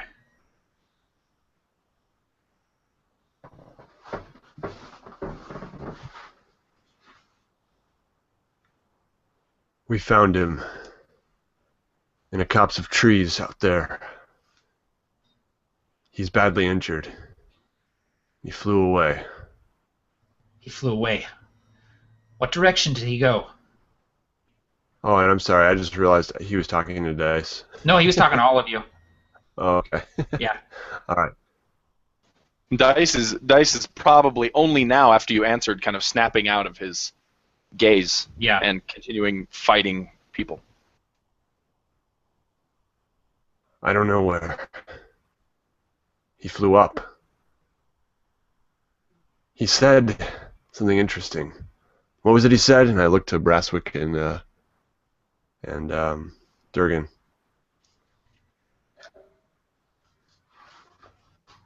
Nonsense. He said nonsense. Filthy lies. That's what he said. Of a scared man.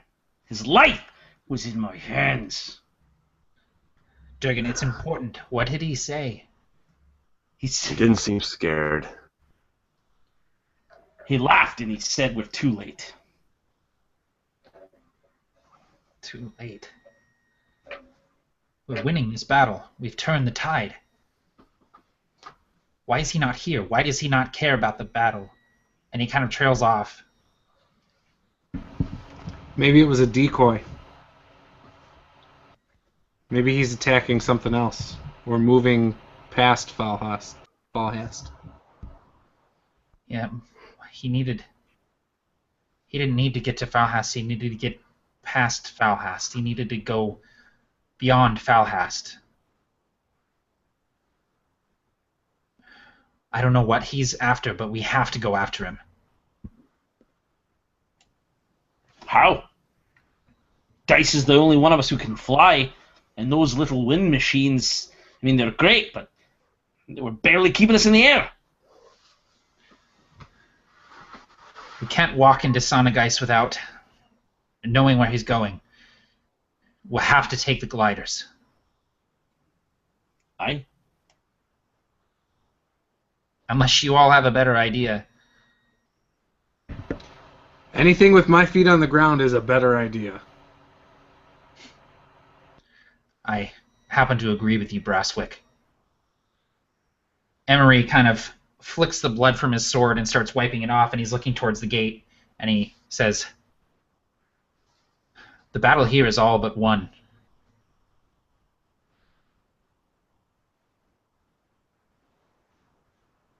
Soon enough, the remains of our army will be closing in from behind.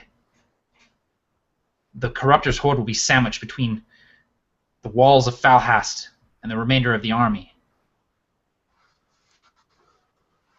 So why isn't the Corruptor here? Something is amiss."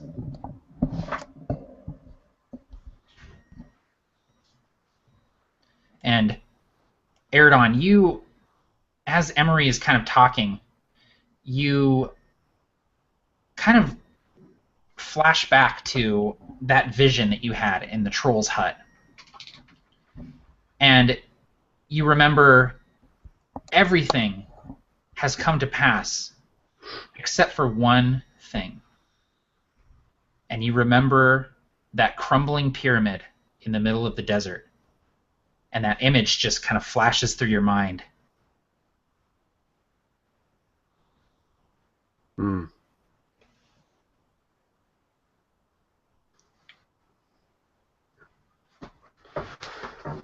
And I would probably just kind of look down at the ground, lost in the remembrance of this vision. For a moment, kind of tuning out the conversation around me. And I would say, "You're right. The battle will not be here. There is more. The vision I had. A desert. Pyramid. Do you remember I told you?" And I looked to my companions. Aye. It must be Sonnegeist.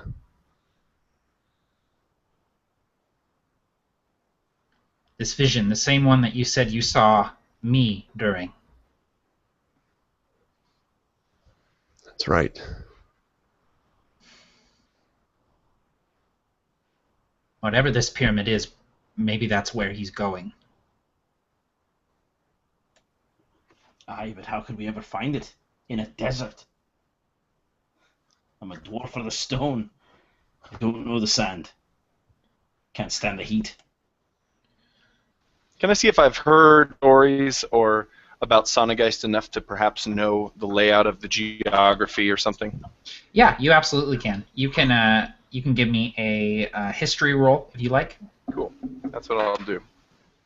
That's a 14. So you know that there are ruins all over the place in Sonnegeist. Some more intact than others, but you don't know specifically of any pyramid or anything like that. But you know that Sonnegeist is a pretty flat, blasted landscape, and that the ruins usually stick out if they're not covered up by the sand. I would point that out to my companions. My eyes kind of glancing back to this girl who's kind of reloading her crossbow and wearing her loosely fitting red leather armor, helping to finish off the battle as it's being won. And I would say that landmarks in Sonnegeist stick out like a sore thumb. Thumb, not thrum.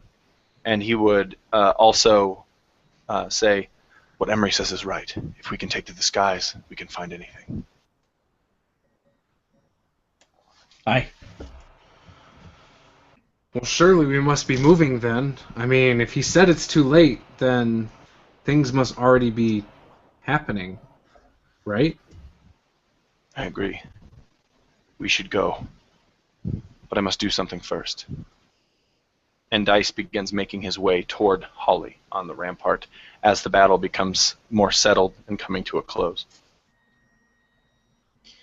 You make your way up the rampart, and you see Holly standing there. She's sending bolts over the wall, and every time she does, she lowers the crossbow to see if she's hit, and then brings the crossbow back down and begins loading a bolt into it. She's firing very slowly, but she's trying to keep up as best she can with the much older men and women beside her who are also firing down. I suppose it takes Dice a while to get up there. What are you guys doing while? Emery is kind of watches Dice leave and then kind of looks a little questioningly to Erdon and Braswick and Durgan, and then says, "No, there's no time. I'll ask later. I'll ask after all this is done." And as you all are standing there, Rianne kind of approaches and says, "What are y'all doing? The battle's just about over. They're starting to retreat. Apparently their leader's not here." You wouldn't happen to have any biscuits, would you? Biscuits? Only you would ask about biscuits at a time like this, Durgan Blood Mountain.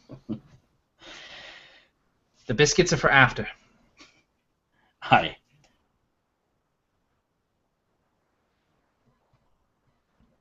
And she would kind of look at Emery and look at all of you and say, "You look like you're all itching to get somewhere. What's going on?"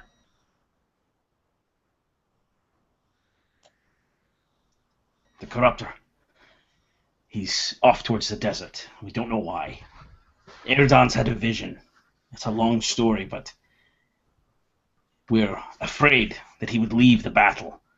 Why would he, unless something that suited him more, suited his dark pursuits more, lay over these mountains in the desert? She kind of nods. Yeah, something's not right. Something's definitely not right. You all are going after him? Aye. We must. That's right. You all set this into motion. It's only right that you should finish it. Put him down. Make sure he doesn't get back up. Do you remember that night at the Wayward Wanderer? They came bursting in the door and told of him. Seemed like a nuisance. It's turned into something much more. A man on a griffin. That was what they said. But he's something else entirely. Yeah. It'll be over soon. I hope you're right, Erdan. I hope you're right. On the ramparts, Dice, you come up the stairs and you see Holly standing there, firing bolts into the barbarians as they start to retreat. Yeah, I imagine she fires a bolt, and then it strikes a barbarian in the back, and Dice would see it and think, like mother, like daughter.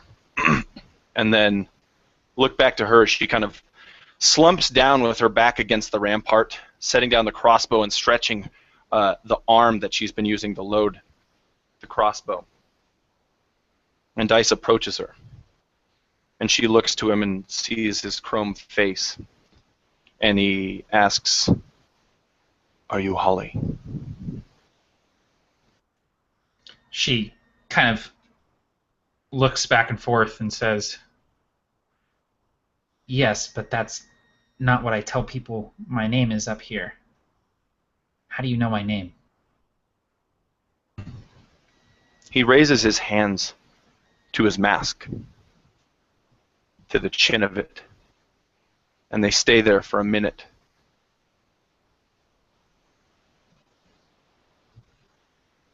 And then he removes them and says, "I traveled with your father. I knew him." He pulls out the D20, wrapped in the letter. He says, "Yes, your father, Aaron Ellington. He told me to give you this."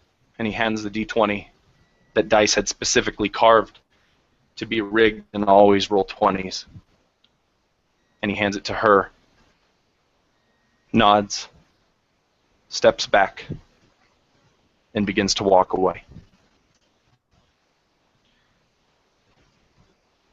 Wait. What happened to him?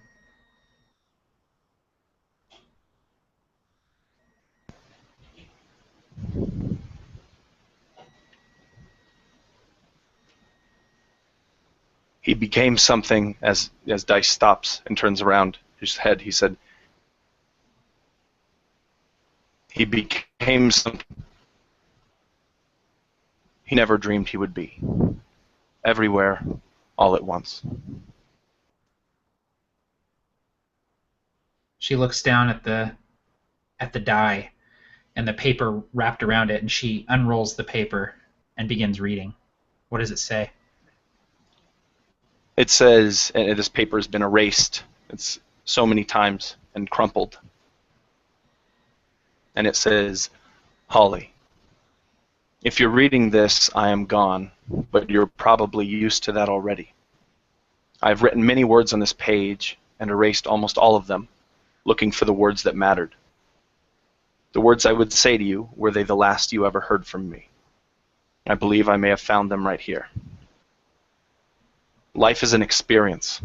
See the world, take risks, discover, love, and feel. But most importantly, do these things with those that you love, for life is pointless when not shared."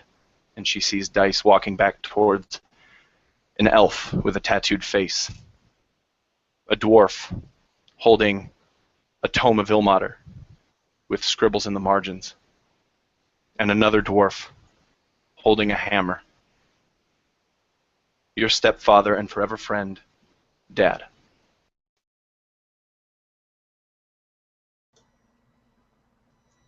As Holly finishes reading this,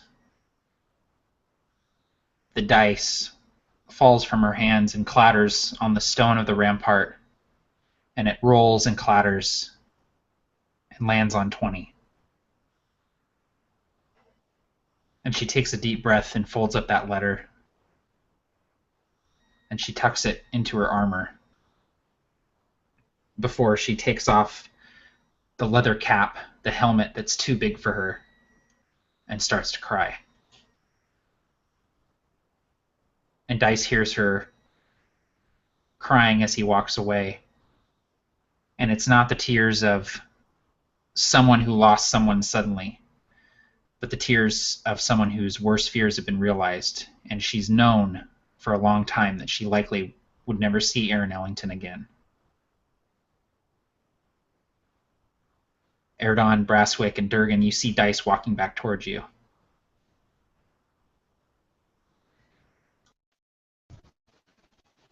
So when do we leave?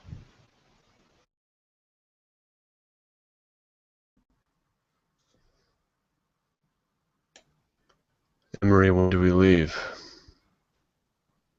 If Emery's still around, I don't know. Emery kind of looks at Dice, nods, and says, "Right now. I've waited too long to end this. Let's go." You guys see off to the side, Brasswick has a flagon of ale that he's downing quickly, knowing that he has to go up in the air again.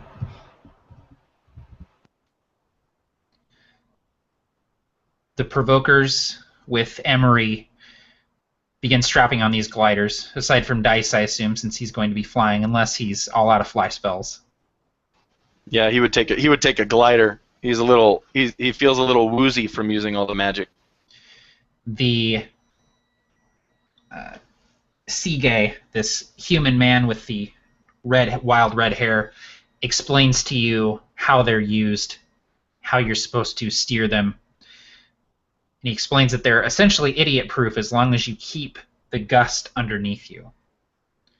Emery, regretfully, has to ride with one of you since he only has one arm, and he won't be able to bank with only one arm. But you all get strapped in, harnessed up, and you stand atop the walls of Falhast. Sonageist sprawls in front of you, and fires burn behind you. The sounds of battle, you can still hear them as the barbarians continue to fight on as they try to retreat through the gate and back through the broken pass. You know that in several hours, an army of elves and dwarves is going to march down that pass and put an end to that horde for once and for all. You stand there, the four of you, with Emery, this one-armed man, and you all have a moment before you leap from the ramparts, if there's anything you'd like to say.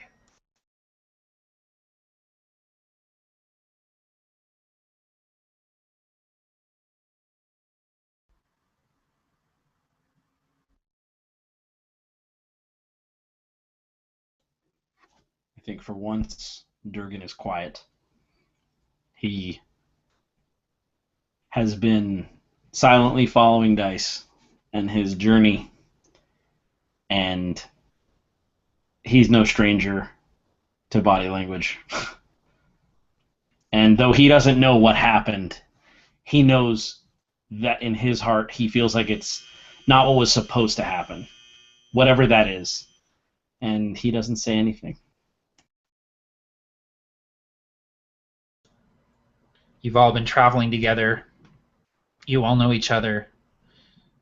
And so no words need be said as you leap off the ramparts of Falhast and begin gliding into the heart of what was once the Khazran Empire, an empire laid low by dragons. And that is where we will end tonight's session. Awesome. Oh, Barker, you're gonna make me cry, man. I almost lost it. Killer job, man. That was freaking awesome, dude. That was a blast. Thank you, man. So good. That was cool. I had no idea what was going to happen in that session. I got to be honest. I was just laying the track down, just waiting for that. I was ready for you to bust out Sewers Under Sandwall and be like, well, Yeah, if you're going you guys see a half elf with a tentacle arm. Hey, I was trying to help you out there. Yeah. Yeah. His name's Slimy Jimbo. Slimy Jimbo. There, I like it. This two-parter would need to be a five-parter. Yeah, exactly. Exactly. No, that was great, guys. Thank you as always.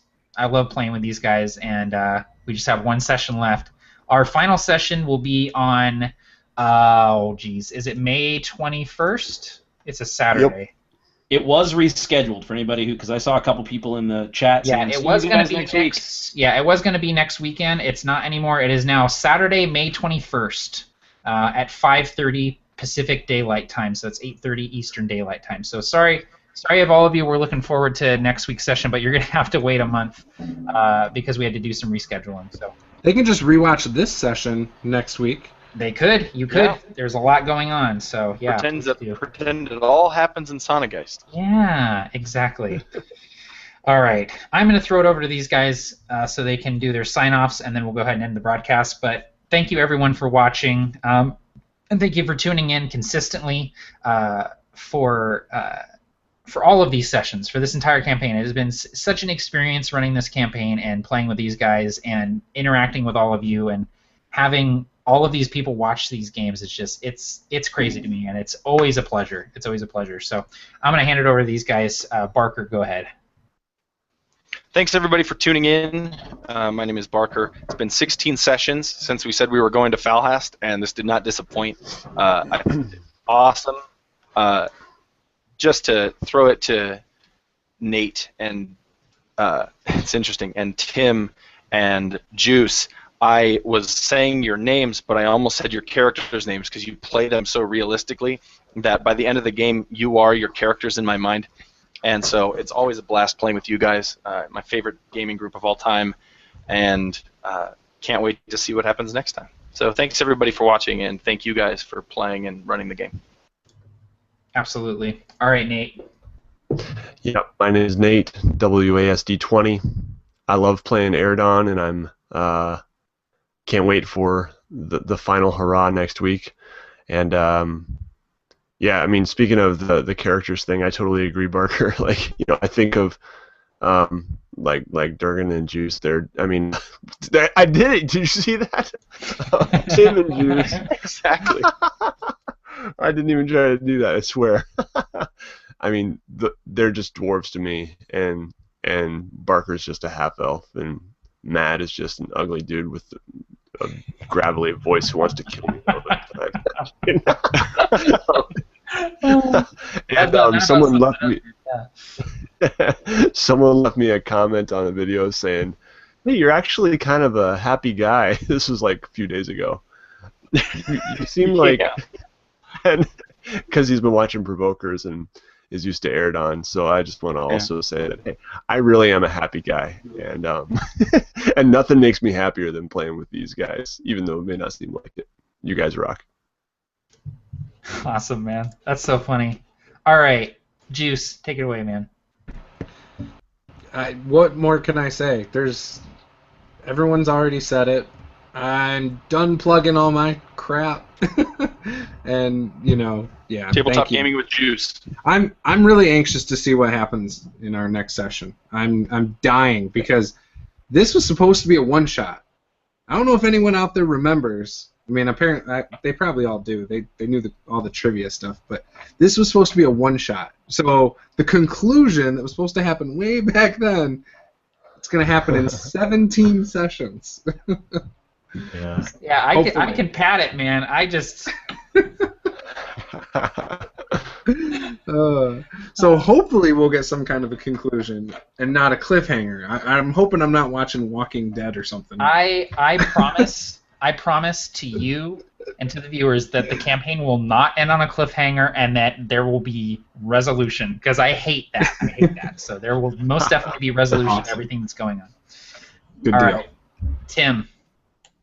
Yeah, I mean, to follow what Juice said, he already said that everything was said, and then I have to follow him. So he literally said the last thing you could say. I just feel like I hope my internet is messing up right now, because it would really put the final touch on what this campaign started as. You have never looked or sounded better, Tim. Awesome. All of a sudden, you're on Google Fiber right now, or something. I'm like, hey guys. That got me. I can see your nose hairs, Tim. Jeez. That's what Tim sounds like when he's on Google Fiber. Hello, hey guys. Hey guys, how's it going? I sound so smooth. Smooth. I just feel so lucky. Like I think really, because I don't throw this word around, but I mean I really feel blessed. Like, because this was the first online game I ever played in. Period. Like, and then to stumble into my favorite gaming group of all time on the first shot is just, it's like winning the lotto. So I am so excited to see how this ends, and it's tough for me because this is something that has been building up. I want to see what happens with Dyson Holly. I want to see what happens with Erdon and his sister. I want to see what happens with Brasswick and his faith, like using blood magic all of a sudden. So Matt, thank you, man. You consistently know exactly how to pace this stuff so that it keeps us engaged in a good way. No tricks, like, I could not believe that we went up against the Corruptor. I don't know if anybody else was. I was expecting that next session by a long shot. Did not expect him to be there. I just want to thank everybody over and over and over and gush, because this is one of the best parts of my life. So, you're a son. So, I'll throw it back to Matt and just say, no matter what form and shape it comes in, I want to play with this group for as long as I can play. And that's really the bottom line. Whether it's the Provokers or Crore or whatever else, I'm game for whatever you guys want to do. I'd happily start another one-shot with you and see where it takes us. We'll do another one-shot, and we'll be playing it until we retire. It'll be great. So, yeah. Thank you, everyone, again, for tuning in and watching. We have one more session to go. Saturday, May 21st. Tune in. We're just going to go until the campaign is done because it's Saturday night, and we can stay up late because our mom said it's okay. We can stay up late. We can stay we can drink soda! She said we can drink soda past 7! I can have a Mountain Dew at 9 o'clock. But I love these guys, and I love you guys, and yeah, I can't wait to close out this campaign. It's been an absolute blast. So thank you again for watching. And in the words of my father, may your pizzas always be hot and ready.